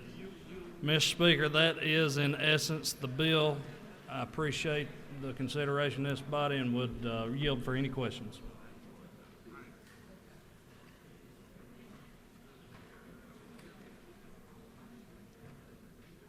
You have a couple of questions. Yes, sir. Representative Stinson, in the back of the room on your left, has a question. Thank you, Stinson. Mr. Speaker. Does the gentleman yield? To my friend, the strawberry, watermelon, best peach ice cream, second to only Chairman Dickey, I do. Thank you for that. Can you help me to understand how this bill actually will benefit someone from Taylor County, for instance, someone who may have been arrested and their case was submitted to the grand jury, and only the prosecution was able to submit to the grand jury, and then their case make it on through and they are convicted. How will this bill actually impact someone that may have been arrested and this is their first offense? Can you explain that to me to help me understand it better, please? I'll give you an example. And I can't hear you well. Yes, I'll give you an example. So you have an individual in Taylor County that enters into a plea of guilty for a felony or misdemeanor offense, for that matter. They could request that the court grant them first offender status. Okay, if they are given first offender status, depending on what the terms of that sentence are, whether it involves prison time or just straight probation time or a combination of both, if you do not currently request that the judge seal that record, then that individual in Taylor County would have to come back at the completion of their sentence and request that the record be sealed. Further question, Mr. Yes, ma'am. Representative. So how would a person who's been arrested, how would they know that they can ask for their record to be sealed like that? How would they know to do this? If they've got a lawyer worth their salt, they would be informed of that. So, A lawyer worth their salt. yes, ma'am. Okay. Thank you. Thank Very you for your welcome. work on this legislation. Thank you. My doctor won't let me use salt, so I'm wondering about that. Saltless. Representative Hagan is recognized for a question. Thank you. Does the gentleman yield? To my friend who originally brought this House bill, yes. I thank you so much for taking this on. And would you agree that in order for Georgia's First Offender Act, which was originally enacted in 1968, to be restored truly to its original intent, which was to give people who make an isolated mistake a second chance at success in their life, that this legislation is very important? I wholeheartedly agree 110%. Thank you. And will you further yield? I will further yield.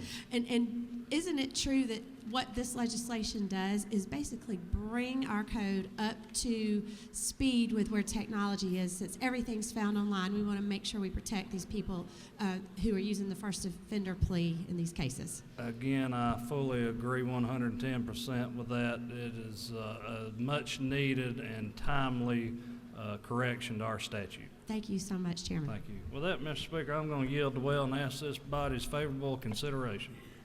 Gentlemen, it's yielded the well. I want to thank both of you for your work on this. Representative Hagan, Representative Smith. Is there any objection to the previous question being ordered? The chair hears none. The previous question is ordered. Is there any objection to adopting the committee substitute? The chair hears none. The committee substitute is adopted. Is there any objection to agreeing to the report of the committee, which was favorable to the passage of the bill? Chair hears none. The report of the committee is agreed to. Shall this bill now pass? All in favor of the passage of the bill will vote yes.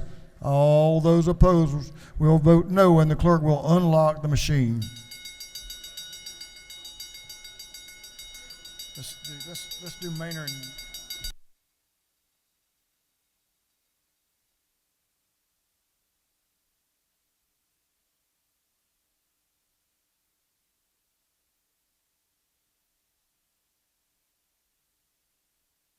have all members voted? All members voted. If so, the clerk will lock the machine. On the passage of Senate Bill 512, the yeas are 166, the nays are 0, and this bill has received the requisite constitutional majority and is therefore passed. For planning purposes, members, I know it's getting close to the noon hour. We're going to work till about 12:30 or so. Then we'll break for lunch or dinner if you're from the country, and we'll come back in a little while after that. But we're going to work for about another 30 minutes or so. For what purpose does Representative Maynor rise? Thank you for a motion, Mr. Speaker. State your motion. To move House Resolution 1643 from Economic Development and Tourism to Rules. Mr. Clerk, will you read the caption? House Resolution 1643, creating the House Study Committee on Atlanta Historic Civil Rights Communities. On the lady's motion, the House Resolution 1643 be withdrawn from the Economic Development Committee and recommitted to the Rules Committee. Is there objection? Hearing none, it is so ordered.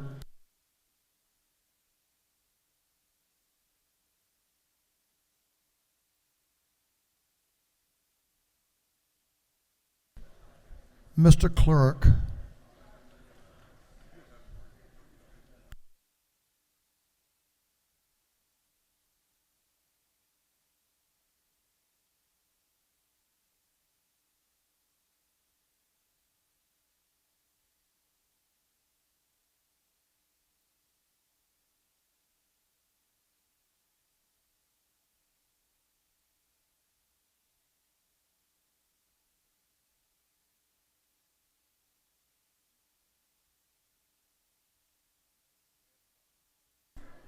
Mr. Clerk, will you read the caption to Senate Resolution 583? 583. Senate Resolution 583 by Senator Hatchett, the 50th, a resolution honoring the life of Dr. Robert F. Sullivan and dedicating a road in his memory. This resolution having been referred to the Committee on Transportation, that committee recommends this resolution be adopted by committee substitute. Members, let's bring your attention to Chairman Jaspers before he comes to the well. This is our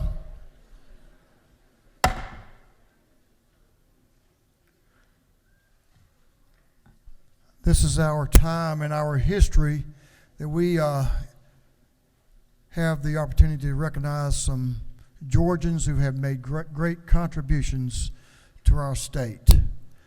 So with that, I'm going to ask you all to stand as Representative Jaspers presents Senate Resolution 583. Don't take a minute, but I think it's the right thing to do. Chairman Jaspers. Thank you, Mr. Speaker, and thank you, members. We have 28 road dedications here that we're going to talk about today, and I appreciate you standing and taking a minute, as the Speaker said, to honor these Georgians. I hope you take some time to look at the resolutions themselves. They're in the back of your book. It was on the left-hand side. You will be amazed. You will find people that you've heard about, that you've known, you've read about, and it's just great. I have to thank my staff. You know, y'all have done one of these, have met Abby Day from H-Bro, is invaluable, and Carmen Champion and Jackson Clyott, my intern. They've met with all 28 of you time and time again, received many emails, but I appreciate their dedication because they understand how important this is to 28 families and you. But I'm going to tell a little bit about them, and we'll just move pretty as quick as I can. Senate resolution dedicating a portion of State Route 145 in Franklin County as the Robert F. Sullivan Memorial Highway, who's a veteran and a physician. 612, dedicating a bridge on State Route 133 in Worth County as the Larry Jack Morey Memorial Bridge. Is a community grocer and a father. 633, dedicated the intersection on US 41 in Cobb County, Georgia as the coach Larry Waller Sr. and Francis R. Waller Memorial Intersection. They're loving parents of our friend Josh Waller. 613, dedicate the intersection on State Route 9 and Forsyth County as the Jim Morrow Memorial Intersection, a much beloved physician and leader. 774, dedicating the intersection on State Route 154 in Fulton County as the J.D. Winston Memorial Intersection, a leader at the Butler Street YMCA. House Resolution 1118, dedicating the intersection on State Route 400 in Forsyth County as the Lawhorn Memorial Intersection, a memorial to Carrie and Tabitha Renee Lawhorn. Resolution 1162, dedicating the intersection on U.S. Route 19 in Taylor County as the Michael Anthony Woodall Memorial Intersection, a dedicated Georgia DOT employee. House Resolution 1227, dedicating the bridge on State Route 49 in Sumter County, the George Usinger Memorial Bridge, an innovative engineer. House Resolution 1228, dedicating a bridge on State Route 94 in Eccles County as the U.S. Army Captain Dewey E. Ruiz Memorial Bridge, a Korean War veteran. House Resolution 1250, dedicating a portion of the State Route 204 in Chatham County as the Pete Lakakis Memorial Highway, County Commission Chairman and entrepreneur. Resolution 1251, dedicating the interchange on State Route 25 in Chatham County as the Francis Bright Johnson Memorial Interchange, a community leader. Dedicating the interstate interchange on State Route 405 in Chatham County as the Reverend Hosea Williams and Representative Juanita T. Williams Memorial Interchange, community leaders with Feed the Hungry. 1300, dedicating a portion of State Route 369 in Forsyth County as the Bobby Thomas Highway, an entrepreneur and community leader.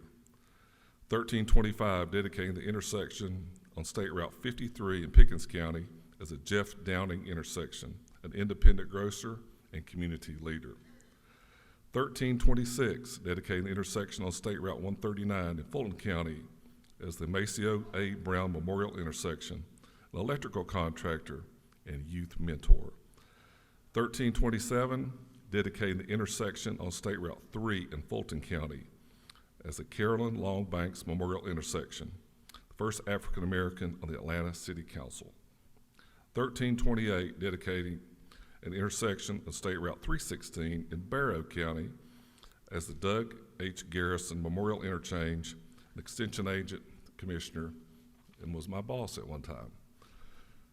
1332, dedicating the intersection on State Route 112 in Bleckley County as the Ricky Dykes intersection, business leader, past president of the Georgia Highway Contractors Association. 1333, dedicating the overpass on U.S. Route 23 in Bleckley County as the Van Dykes Railroad Overpass, business leader and their Citizen of the Year.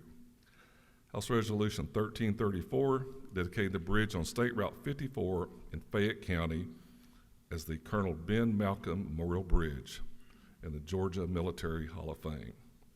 1335, dedicating the bridge on State Route 341 in Walker County as the Cameron Scroggins Memorial Bridge, a family leader.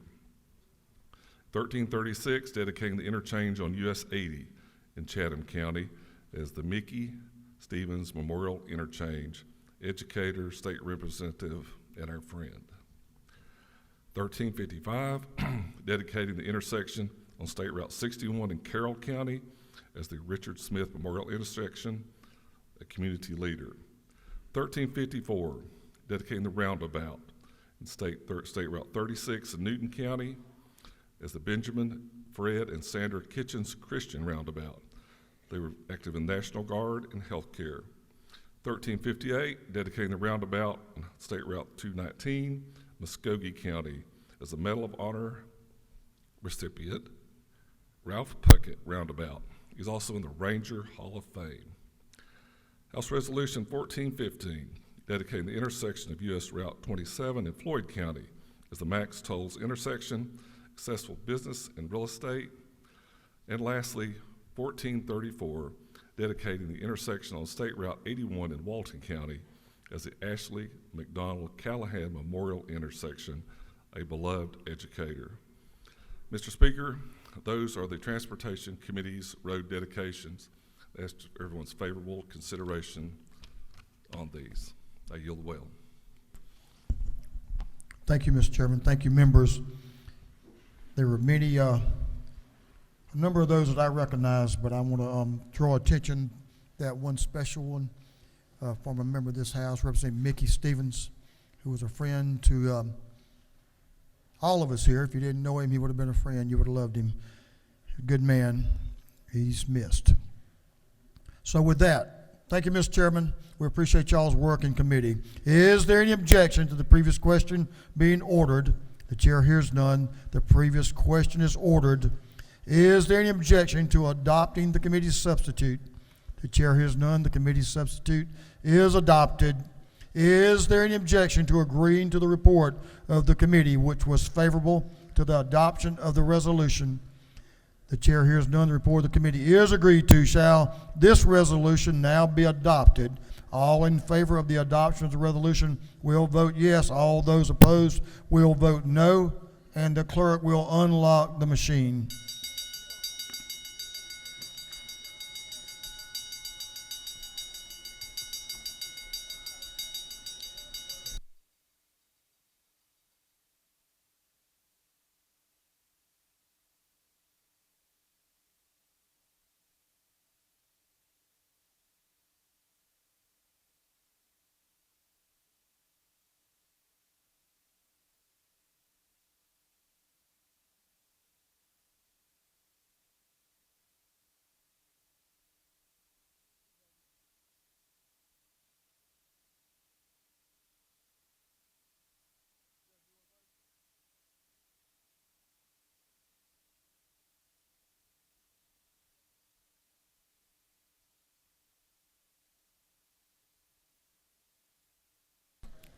Have all members voted? For what purpose is Representative Jaspers rise? Parliamentary inquiry, Mr. State your inquiry. I just want to let the members know that, remember, we passed a bill before signing, before crossover. That bill with your road namings is in the Senate. They added theirs to it. They'll do theirs today. So yours is still active. I didn't call it out. It's in the Senate, and we're already done those. Thank you, Mr. Speaker. Thank you for that clarity. We trust that our Senate colleagues will certainly pass on them. I'm sure they will, or we'll be here till tomorrow or the next day. Have all members voted? All members voted. If so, the clerk will lock the machine. On the passage of Senate Resolution 583, the yeas are 171, the nays are 0. The resolution, having received the requisite constitutional majority, is therefore passed. Mr. Clerk, will you read the caption to Senate Resolution 609? Senate Resolution 609 by Senator Gooch of the 51st. A resolution recognizing the Princess Tralita and dedicating a roundabout in her memory. This resolution has been referred to the Committee on Transportation. That committee recommends that this resolution be adopted. Governor's floor leader, Representative Will Wade, is recognized to speak to the resolution. Thank you, Mr. Speaker. Colleagues, I rise to present Senate Resolution 609. This is a very important historical marker in my district, and many of you that have traveled between Dahlonega and Blairsville, if you know the reference of our ranch or Stonepile Gap, there is a intersection in which it is believed in legend that Cherokee Princess Tralita is her remains. And there's also a lake in Union County that carries the same name. So this is to continue to keep a state marker sign up and to continue that legend for future travelers, to pay homage and to pay reference to Cherokee Nation. With that, I ask for your favorable consideration, and I appreciate the opportunity to present this. Thank you, Speaker. I yield. Thank you, Representative. Is yielded well. Representative McClain is recognized to speak to the resolution. Members, give The member in the well, your attention, please. Representative McLean. Thank you, Mr. Speaker. As many of you all know, I am from Oklahoma. I am also a citizen of the Cherokee Nation. And when I did see the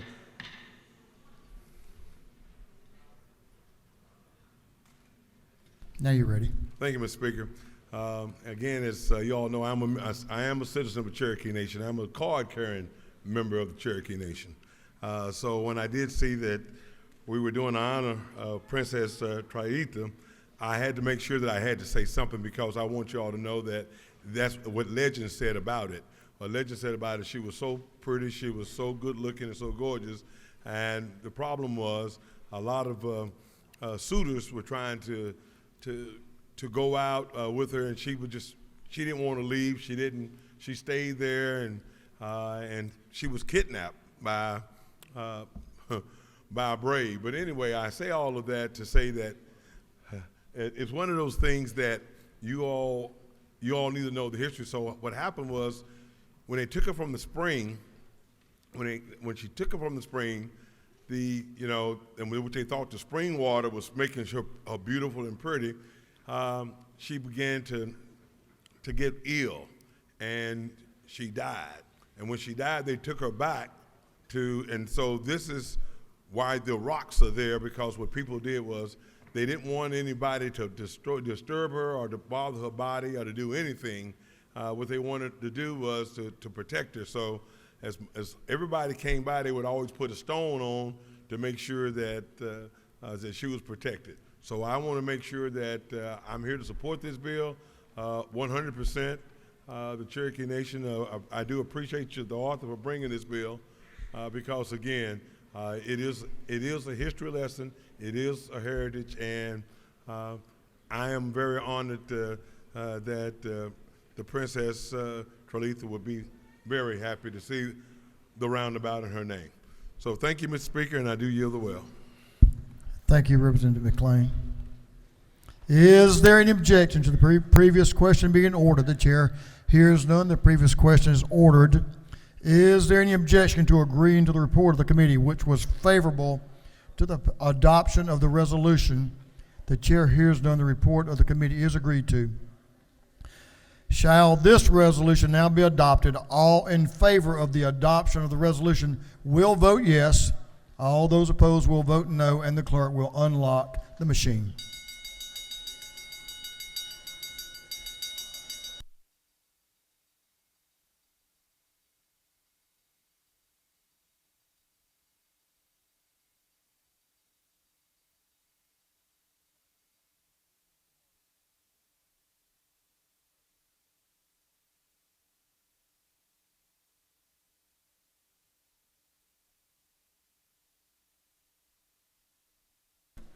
Have all members voted? All members voted. If so, the clerk will lock the machine. On the adoption of Senate Resolution 609, the yeas are 169, the nays are 0. This resolution, having received the requisite constitutional majority, is therefore adopted.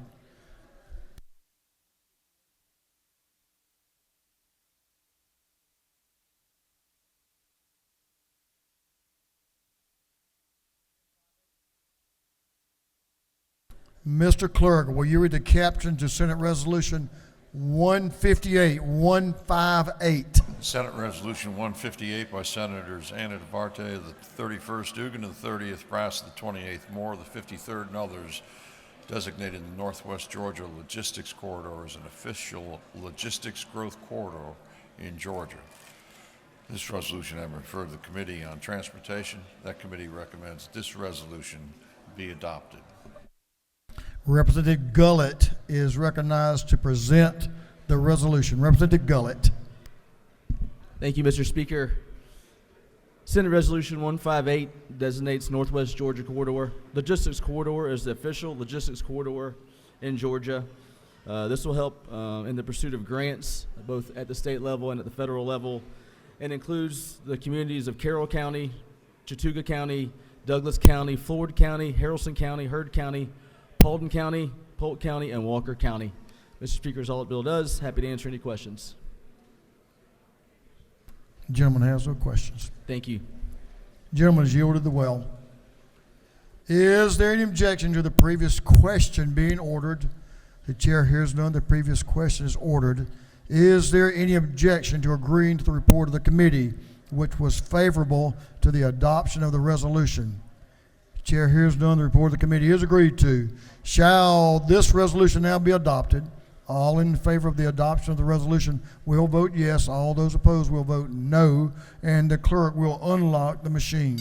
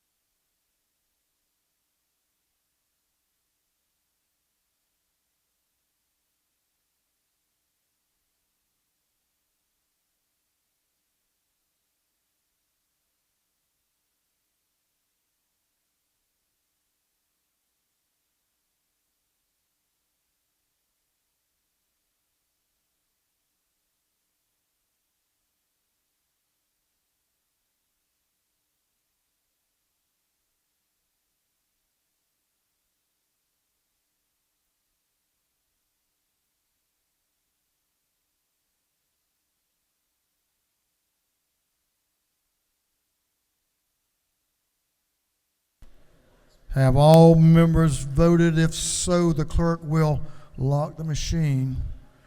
On the adoption of the resolution SR 158, the yeas are 171, the nays are 0. This resolution, having received the requisite constitutional majority, is therefore adopted.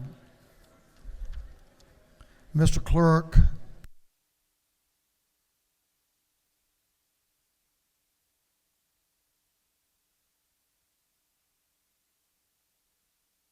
Mr. Clerk, will you read the caption to House Resolution 473?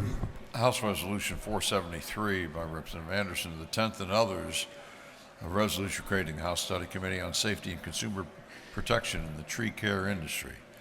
This resolution has been referred to the Committee on Agriculture and Consumer Affairs. That committee recommends that this resolution be adopted by committee substitute.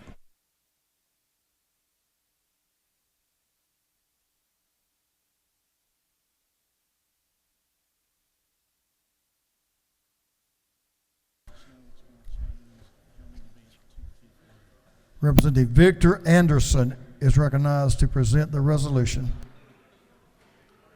Thank you, Mr. Speaker. Colleagues, I bring to you today House Resolution 473. In a 2020 study, the Occupational Safe and Healthy Administration for the United States determined that the tree care industry is one of the most dangerous industries in our nation. The mortality or permanent injury rate is nearly 1 out of 1,000 people who work in this industry. What this resolution does is it calls for a study committee to work with the industry to look at possible solutions to help improve the safety and to improve consumer protection for this valuable industry that's used all over the state of Georgia. With that, I ask for your favorable consideration and I yield the well. You had no questions either. Good choice. Is there any objection to the previous question being ordered? The chair hears none. The previous question is ordered. Is there any objection to agreeing to the report of the committee, which was favorable to the adoption of the resolution? The chair hears none. The report of the committee is agreed to. Shall this resolution now be adopted? All in favor of the adoption of the resolution will vote yes. All those opposed will vote no. And the clerk will unlock the machine.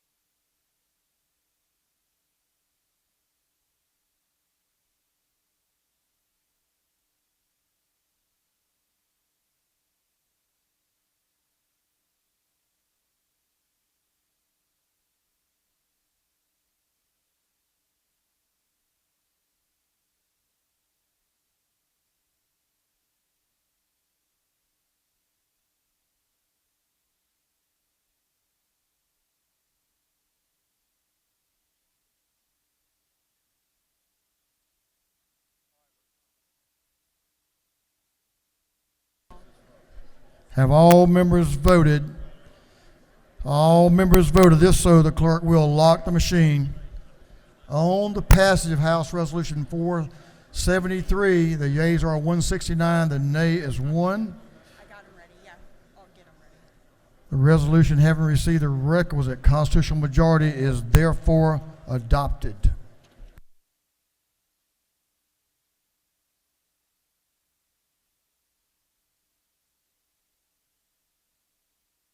Mr. Clerk, will you read the caption to House Resolution 1066, 1066? House Resolution 1066 by Representative Moptahan and others, expressing support for the Iranian people's desire for a democratic, secular, and non-nuclear Republic of Iran.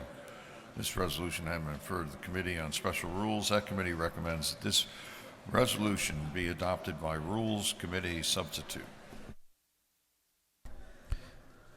Representative Montahan is recognized to present the resolution. All right. Thank you, Mr. Speaker, members of the House. Colleagues, today I stand before you to introduce House Resolution 1066. The regime that is currently governing Iran for decades has jeopardized the very core of our democracy. Now the threat has escalated significantly and has moved closer to home. We are confronted with the ongoing danger that Iran presents, globally acknowledged as the foremost state sponsor of terrorism. On January the 28th, 2024, an Iran-backed militia called the Islamic Resistance in Iraq, using Iranian regime-funded military technology, flew an explosive drone into a United States military base in Jordan, killing 3 United States service members and wounding 40 plus others. The service members who died were Georgians from Waycross, Georgia, Savannah, Georgia, Carrollton, Georgia. Today, members, we grieve for these families and the loss that these communities have suffered. Iran's role as a state sponsor of terrorism is well documented and widely recognized. The regime in Tehran has systematically engaged in these types of actions of financing, arming, and supporting terrorist groups across the Middle East and beyond, destabilizing regions and posing a direct threat to global peace and security. So today, members, we condemn Iran as the #1 state sponsor of terrorism for the U.S. soldiers that we lost that were Georgians.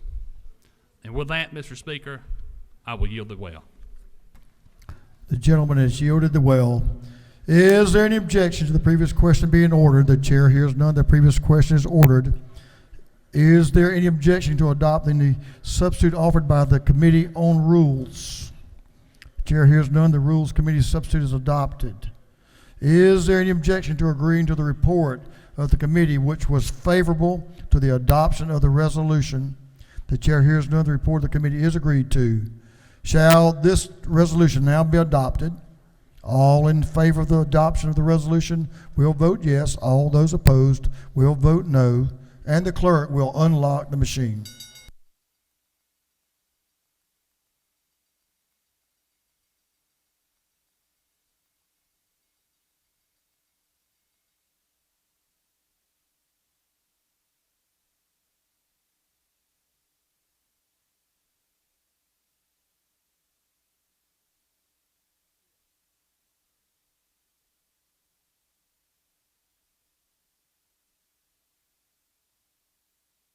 Have all members voted? If so, the clerk will lock the machine. On the adoption of the resolution, House Resolution 1066, the yeas are 164, the nays are 0. This resolution, having received the requisite constitutional majority, is therefore adopted.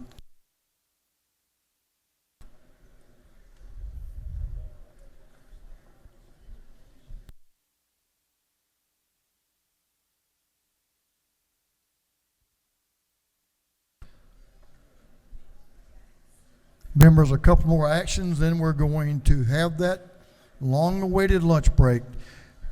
Representative Leverett is recognized for a motion. Thank you, Mr. Speaker. Ladies and gentlemen of the House, I move that the House agree to the Senate amendment to Senate Bill 479 as amended by the House. Mr. Clerk, will you read the caption? Senate Bill 479 by Senator Hatch of the 50th, Huffstetler of the 52nd, Burns of the 23rd, and others to be entitled Act to amend Article 14 of Chapter 1 of Title 10 of the Official Code of Georgia annotated relating to secondary metal recyclers. Representative Leverett is recognized to explain the Senate amendments and the House amendment. Representative Leverett. Thank you, Mr. Speaker. Ladies and gentlemen, this is the judicial pay bill come back to us. As you may recall, about a week ago, we stripped out a Senate bill and sent our House bill back to the Senate after the Senate Appropriations Committee did unspeakable things to our resolution and Senate bill. So this is Senate Bill 479. Immediately following this, I will hopefully be able to present House Resolution 1042. They're both sort of part of the judicial compensation package, but I want to talk about Senate Bill 479.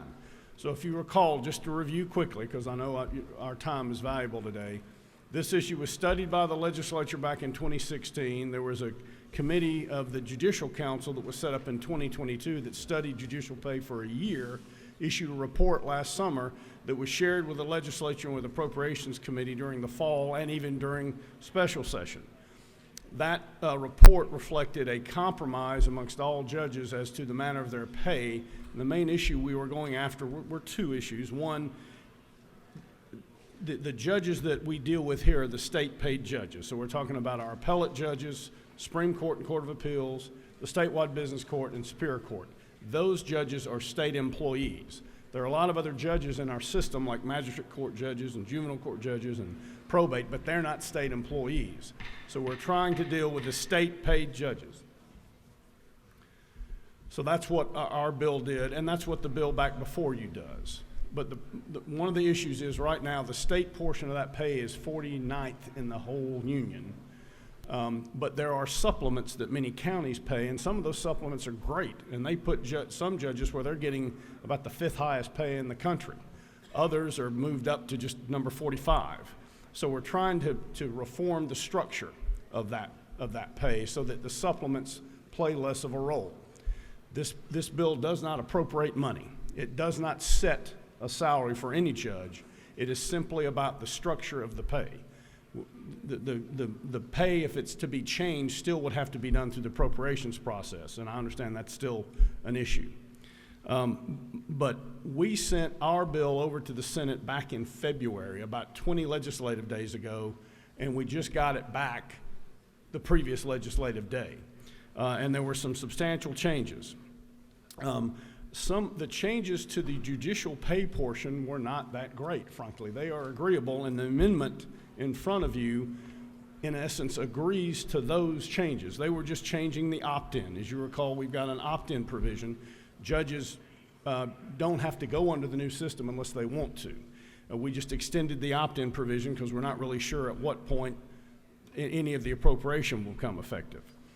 Secondly, there was a change where the supplements now will actually reduce as the pay goes up by a portion until the pay overtakes whatever the current, the highest pay is, and then the supplements would go away completely. Additionally, there's a change to judicial retirement for Superior Court judges. They're extending the retirement age from 60 to 65. So that provision we felt like needed more discussion and more consideration rather than being tacked on to another bill on day 40. And in a minute, if we do the resolution, we are proposing to include retirement in the things that would be studied. But we are taking that change out of Senate Bill 479. Additionally, there is also a change which in my view is not exactly germane. That is to increase our legislative accounts from $7,000 to $14,000. Again, that may be a very worthwhile thing to do, but I don't believe it should be done hidden in this bill. We need to have an open discussion about that issue. And finally, the topic of bingo, which I know is very near and dear to some members of this House. was added. Again, I don't believe that should be stuck on a judicial compensation bill, and so the amendment that you have in front of you would remove that. I know there's some of you who feel strongly about bingo one way or the other, and the particular proposal that has been made about bingo. We used to play it back at the Overton Country Club years ago, and I remember it very fondly, but I don't think it's appropriate to put it in the judicial pay bill. So those are basically the changes we're proposing. We're basically agreeing to the substantive change that the Senate has made to judicial pay, because it's still largely what the Judicial Council compromise was. But we are taking out retirement, which has not previously been discussed, and we are proposing to remove bingo and the change to legislative accounts. So we feel that what we're proposing is sound policy. It brings our judicial pay, while it won't change it, it will make the pay fairer across the state for all judges, and is a first good step to take toward reforming judicial pay in Georgia. So I would ask your favorable consideration of the motion. Gentleman has a couple of questions, if he'll I'm sure I do. yield. Yes, sir, I will yield. First one is to your right. Chairman Buddy DeLoach has a question to your right. Does the gentleman yield? Yes, sir. I'm going to ask you this question, and I'm not sure it should not be a legitimate parliamentary inquiry, but is it your understanding that if we vote no and your motion fails, that we have then disagreed to the Senate amendments? I confess I do not know the answer to the gentleman's question. If I may, I think that is correct, Mr. Chairman. Thank you very much. To your left, Representative Al Williams has a question. Thank you, Mr. Speaker. Will the gentleman yield? Yes, sir, I'll yield. Point of clarification on the bill the gentleman is bringing. Is this not the bill where the bingo for McIntosh County was stripped away? Is that not so? No, to my knowledge, what I will affectionately refer to as the McIntosh bingo provision was never in this bill until the Senate made it so yesterday, or the previous legislative day. Gentleman, further yield. Yes, sir. That's where we're needing some clarification. You said until the Senate made it so yesterday, but it's not in that bill now. Now, I have no objections to the judicial part, but I need some clarifications why one of the poorest counties in Georgia gets nothing, while bingo remains on Sea Island, one of the richest zip codes in Georgia. Just help me clarify that. Well, I would say, Representative Williams, I cannot answer that question, as I have not been involved in that debate, nor has this bill been involved in that debate until a legislative day ago, when it was placed in a judicial compensation bill. Thank you, sir. And would you further yield for one last? Yes, sir, absolutely. The only reason I ask is because titles of bills this late means nothing. You know, we could be talking about judges and dealing with dog catchers. So I just wanted some clarification, because I'm real worried about the poverty issue in McIntosh County not being addressed properly. Not peanuts, but a piece of steak. Well, and to the gentleman's question, I certainly, based on my affection for some of those who are proponents of that bingo provision, I share that concern and would like to address it. I just don't know how you address that topic of bingo in a judicial compensation bill in a way that preserves the legality of the entire bill, based on the germaneness. Gentlemen, yield for a couple more questions. Yes, sir, I will. Representative Jason Ridley to your right is recognized for a question. Does the gentleman yield? Yes, sir. On the judge's pay, let's get off bingo for a second. On the judge's pay, it's hooked to the federal judges, right? The Supreme Court? No, it is not. This bill does not increase their pay or mandate that we pay them what the U.S. District Court receives. It takes that as a cap and prohibits us from ever appropriating more than that unless we come back and change the law. This is not an appropriations bill. Okay. Now, that request is being made separately through the Appropriations Committee, but this bill would not grant them any additional salary. Okay, thank you. Thank you for the question. Representative Chaz Cannon to your right is recognized for a question. Thank you, Mr. Speaker. Does the gentleman yield? Yes, sir. Is the opt-out provision for local government still contained in the amendment? It is. It's really for the judges. It's an opt-out. Correct. If they don't opt into the new system, they stay under the current How system. about for additional judges outside of Superior Court? This would not apply to judges other than the state-paid judges, the appellate court and Superior Court and statewide business court. Thank you. And to that issue, that's part of the reason we have a resolution that would study other judges in the system as well as DAs and public defenders to look at the issue of their compensation. But they're paid locally, not by the state. Representative Neal to your left is recognized for a question. Thank you to the Speaker. The gentleman yield? Yes, sir. Yes, ma'am, I yield. So I just want to confirm, you brought up an issue of germaneness. So I guess my question is, has the issue of germaneness been addressed or not addressed in this version? It was not addressed in the Senate. And as far as I'm going to say, that's all I have to say about that. Okay, thank you. A former member of the judiciary may be important to hear from him. Chairman Gunther is recognized for a question. Thank you, Mr. Speaker. Does the gentleman yield? Yes, sir. I yield, Mr. Chairman. For the bingo provision to be legal, it would have to be accompanied by a constitutional amendment, would it not? I have heard that said, Mr. Chairman. I frankly don't know because bingo has not been one of my passions this session. Should I say playing it or legislating with regard to it.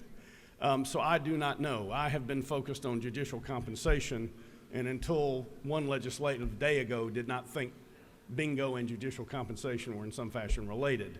But I have heard that argument that this particular provision would require a constitutional amendment. I frankly don't have an opinion on that. Okay, thank you. Thank you. Gentlemen, yield for two final questions. Yes, sir, Mr. Speaker. Glad to.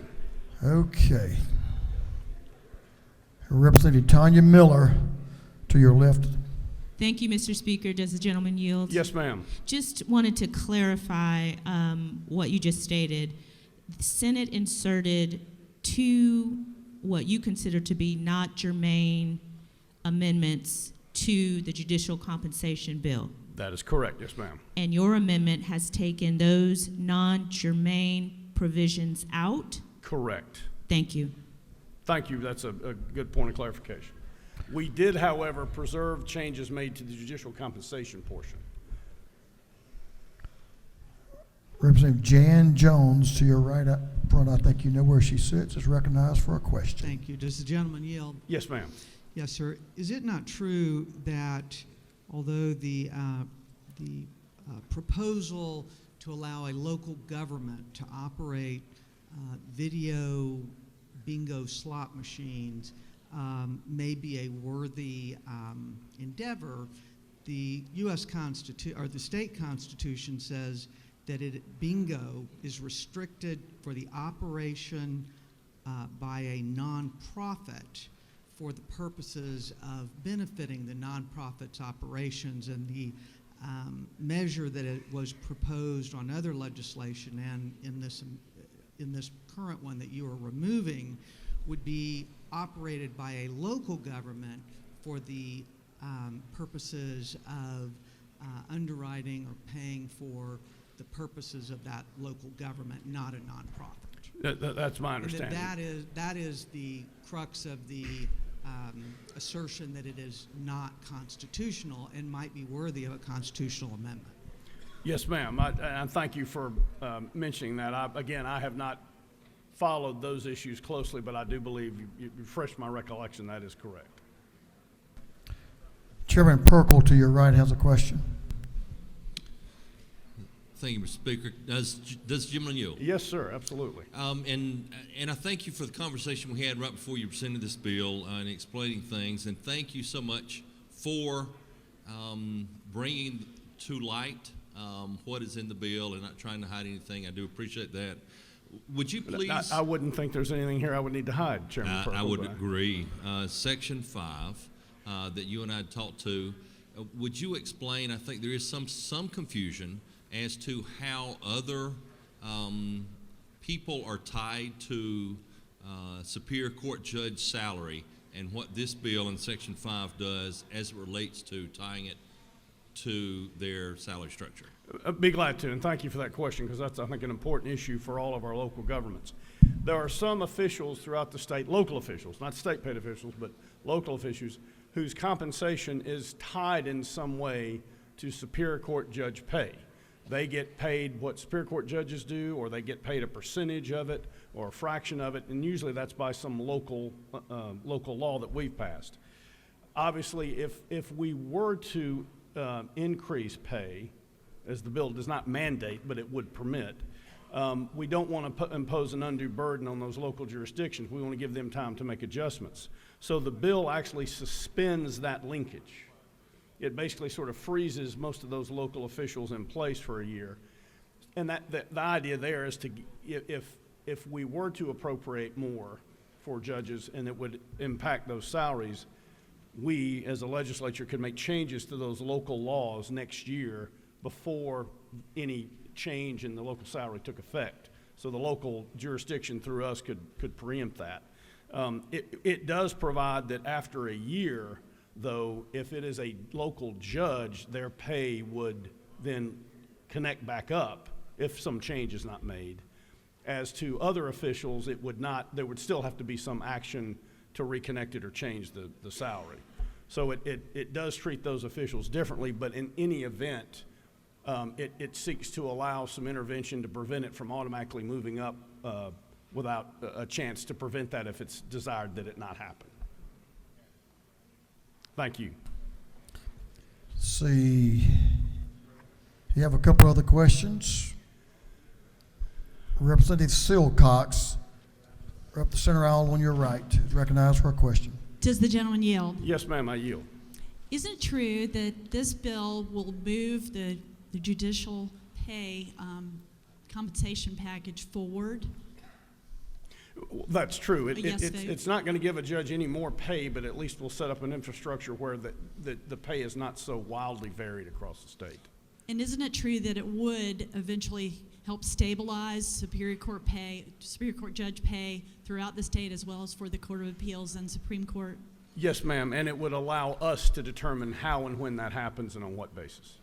And isn't it further true that this is necessary because we are losing a lot of great talent to private practice that we need in these, especially these appellate courts? I'm so informed, yes, ma'am. Thank you for bringing the bill. I appreciate it. Thank you for your questions. See, Representative Reese to your left is recognized for a question. Thank you, Mr. Speaker. Does the gentleman yield? Yes, sir, I yield. All right. If you will, just bear with me for a moment here. I'm trying to make sure we have this well understood.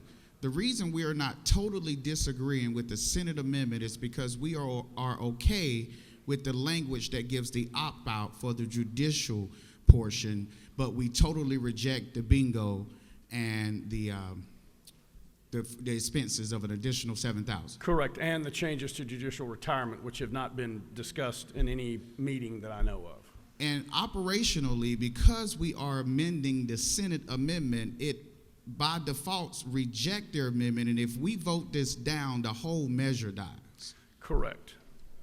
Thank you, sir.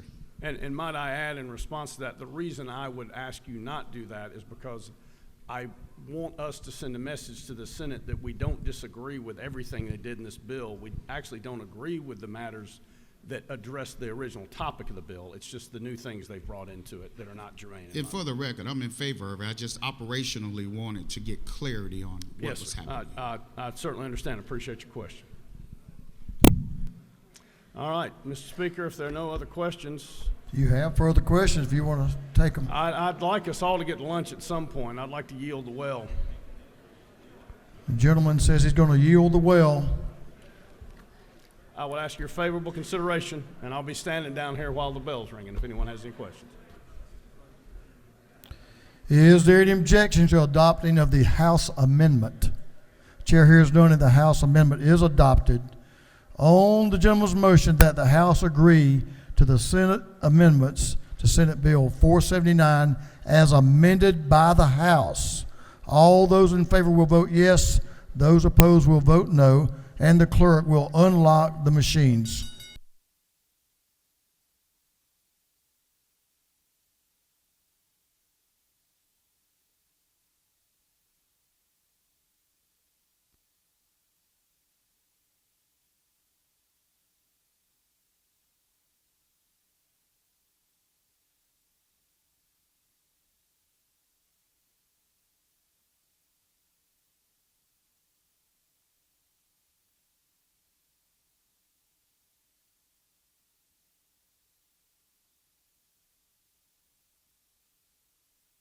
Have all members voted? For what purpose does Representative Alan Powell rise? Parliamentary inquiry. State your inquiry. Mr. Speaker, is it not true that if you vote red on this bill, that at the possible time when it comes back from the Senate, which it will, that you will then be eligible to be on the conference committee if you vote opposed? The gentleman knows the rules of this House.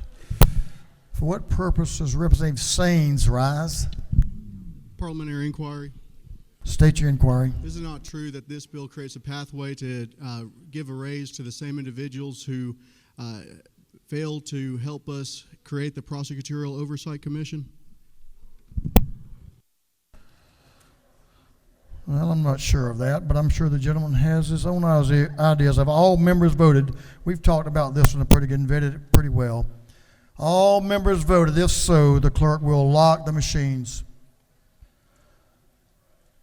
On the motion, agree to the Senate amendment to Senate Bill 479 as amended by the House. The yeas are 117, the nays are 50, and the House has agreed to the Senate amendments to Senate Bill 479 as amended by the House. Chairman Leverett is recognized for a motion. It's deja vu all over again, Mr. Speaker. I move that the House agree to the Senate amendment to House Resolution 1042 as amended by the House. Mr. Clerk, will you read the caption? House Resolution 1042, creating the Joint Study Committee on Judicial System Compensation. Chairman Leverett, how about explain this Senate sub as amended by the House to us? Thank you, Mr. Speaker. I think this one's a little easier than the last one. This is basically restoring to House Resolution 1042 our original language, which was creating a joint study committee on the pay of other non-state paid judges, like probate court judges and state court judges and magistrate court judges and district attorneys and public defenders.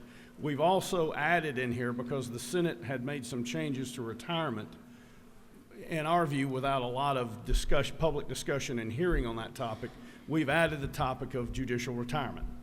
So that can also be considered as well. So that is what the amendment would do. The bill, as it came from us, would call a referendum on amending the Constitution concerning the issue of local supplements, and we do not believe that is legally necessary. We're trying just to get a joint study committee established to continue to look at these issues and make recommendations. And that's basically the bill. Gentleman has no questions. Thank you, ladies and gentlemen. I would ask your favorable consideration of the motion. Is there any objection to the adoption of the House amendment? The chair hears none, and the House amendment is adopted. On the gentleman's motion that the House agree to the Senate substitute to House Resolution 1042 as amended by the House, all those in favor will vote yes. Opposed will vote no, and the clerk will unlock the machines.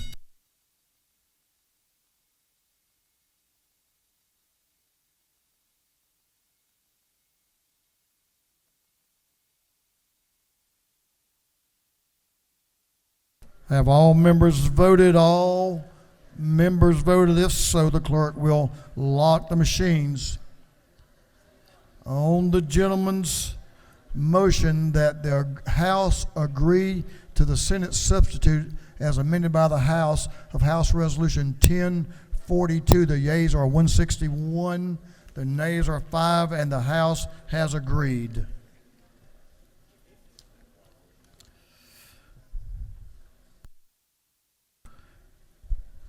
We're about ready to break for lunch, but I'm going to allow one of our members that has a guest here in the gallery to continue with a morning order. Representative Dexter Sharper was not able to be in the chamber when we presented our morning orders. Representative Sharper. Thank you, Speaker. All right. Hold that for me. All right.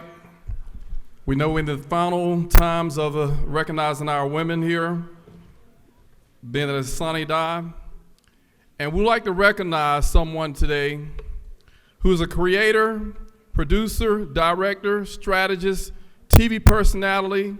She also created her own boutique production company, the Spice Group, is most recognized for curating T.I.'s trap music. That's right, Atlanta's own T.I.'s Trap Music Museum, which has evolved into experience celebrating trap music to a permanent fixture and the Atlanta's newest tourism attraction. But she has several other projects that she has designed and worked on throughout Atlanta, bringing people far and near to spend money with us. So if y'all don't mind, at this time, we would like to recognize Miss Antoinette McLaughlin, who is here in the gallery with us. Y'all give her a big hand. Thank you so much. She's an outstanding Georgia citizen. So you're an ambassador for us, the state of Georgia. Wherever you go in the whole world, continue to represent Georgia. And she's going to take some photos over here on the side with us, okay? Thank you so much. Thank you, guys.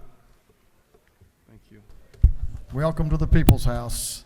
We have some announcements at this time. No, first we don't have announcements. Mr. Clerk, would you read the caption to a group of privileged resolutions? Honoring the life and memory of Mr. Joseph Charles Davis. Honoring the legacy of J. Hoyt and Melba Hembry Thomas. Commending Jasmine Michelle Jordan Young, Columbia Elementary School's 2022-2023 Educational Support Staff of the Year, recognizing commending Earl Rogers, recognizing commending Jimmy E. Fleming Jr., recognizing commending 2024 Heart of the Community Award recipient Philip Gaines, recognizing commending 2024 Heart of the Community Award recipient Deanna Perry, recognizing commending 2024 Heart of the Community Award recipient River Remedy Brewing Company, recognizing and commending 2024 Heart for the Community recipient Terrence Papa I Height Sr., recognizing and commending the 2024 Heart of the Community Award recipient Ann Pullen, recognizing and commending 2024 Heart of the Community Award recipient LaDonna Collins, recognizing and commending the 2024 Heart of the Community Award recipient Mimi Richards, recognizing and commending Bishop Reginald Thomas Jackson,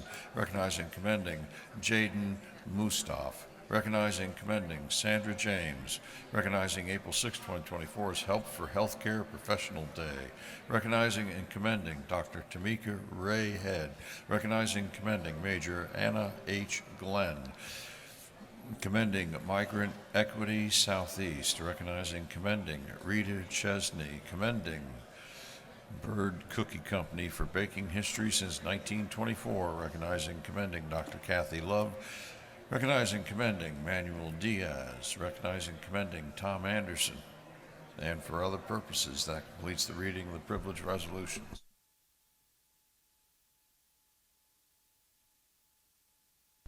Is there any objection to adopting the privileged resolutions? Chair hears none. The resolutions are adopted. We have a couple of announcements, but Chair was thinking about recognizing the majority leader for a motion. But he's not home. I didn't see you. You tricked me. I wasn't going to recognize you. I thought I could embarrass you, but you were here. You caught me. Representative Carter is recognized for an announcement. Representative Doreen Carter. Okay. Chairman Mitchell. Chairman Mitchell is recognized for an announcement. Mr. Speaker, I move that we adjourn sine die.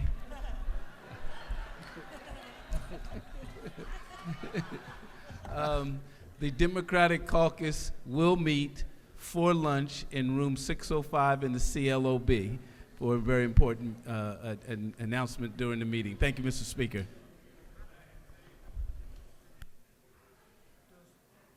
Does anyone know what Representative Carter's announcement? It was about lunch that may impact some folks. Does anybody know?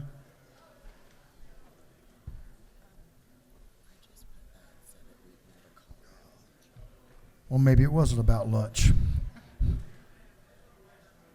Representative Tyler Paul Smith is recognized for an announcement. Thank you, Mr. Speaker. The Seersucker Caucus will meet for a picture 5 minutes before we are scheduled to come back from lunch. 5 minutes before we're supposed to come back for lunch, we'll do it right here in the well. Thank you, Mr. Speaker.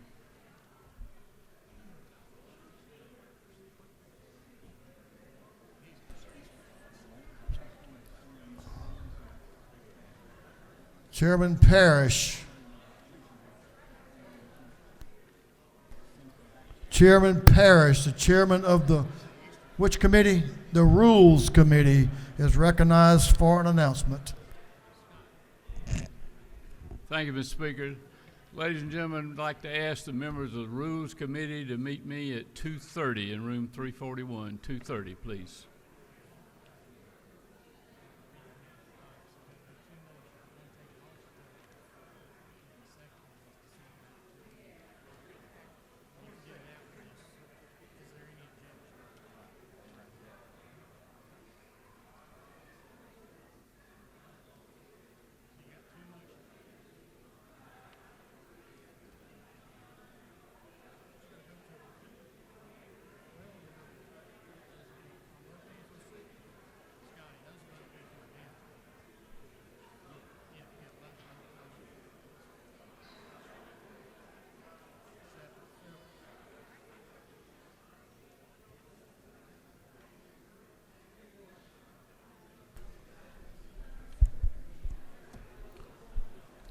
For what purpose does Representative Camp rise? To make a motion. State your motion. I'd like to make a motion that HB 1455 be taken off the table. Clerk will read the caption.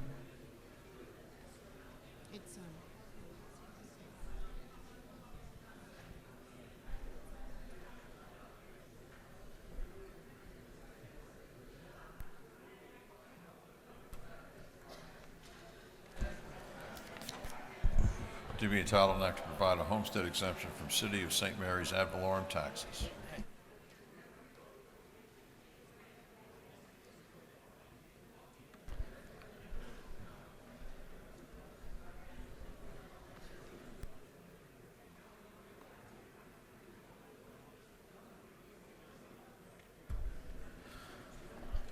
On the the ladies' motion that HB 1455 be removed from the table.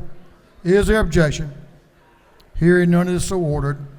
HB 1455 is removed from the table. For what purpose does Representative Camp rise? To make a motion. State your motion. I'd like to make a motion to recommit HB 1455 to the Intergovernmental Cooperation Committee. Mr. Clerk, will you read the caption? HB 1455 to be entitled, an act to provide a homestead exemption from the City of St. Mary's ad valorem taxes.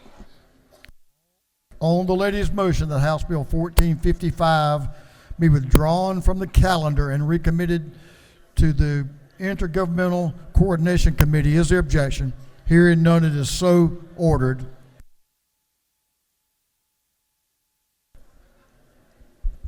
That completes our activities that we began this morning. This House will be in recess until 2:45 p.m. Thank you, members. If you have a page, you need to come down front for page photographs.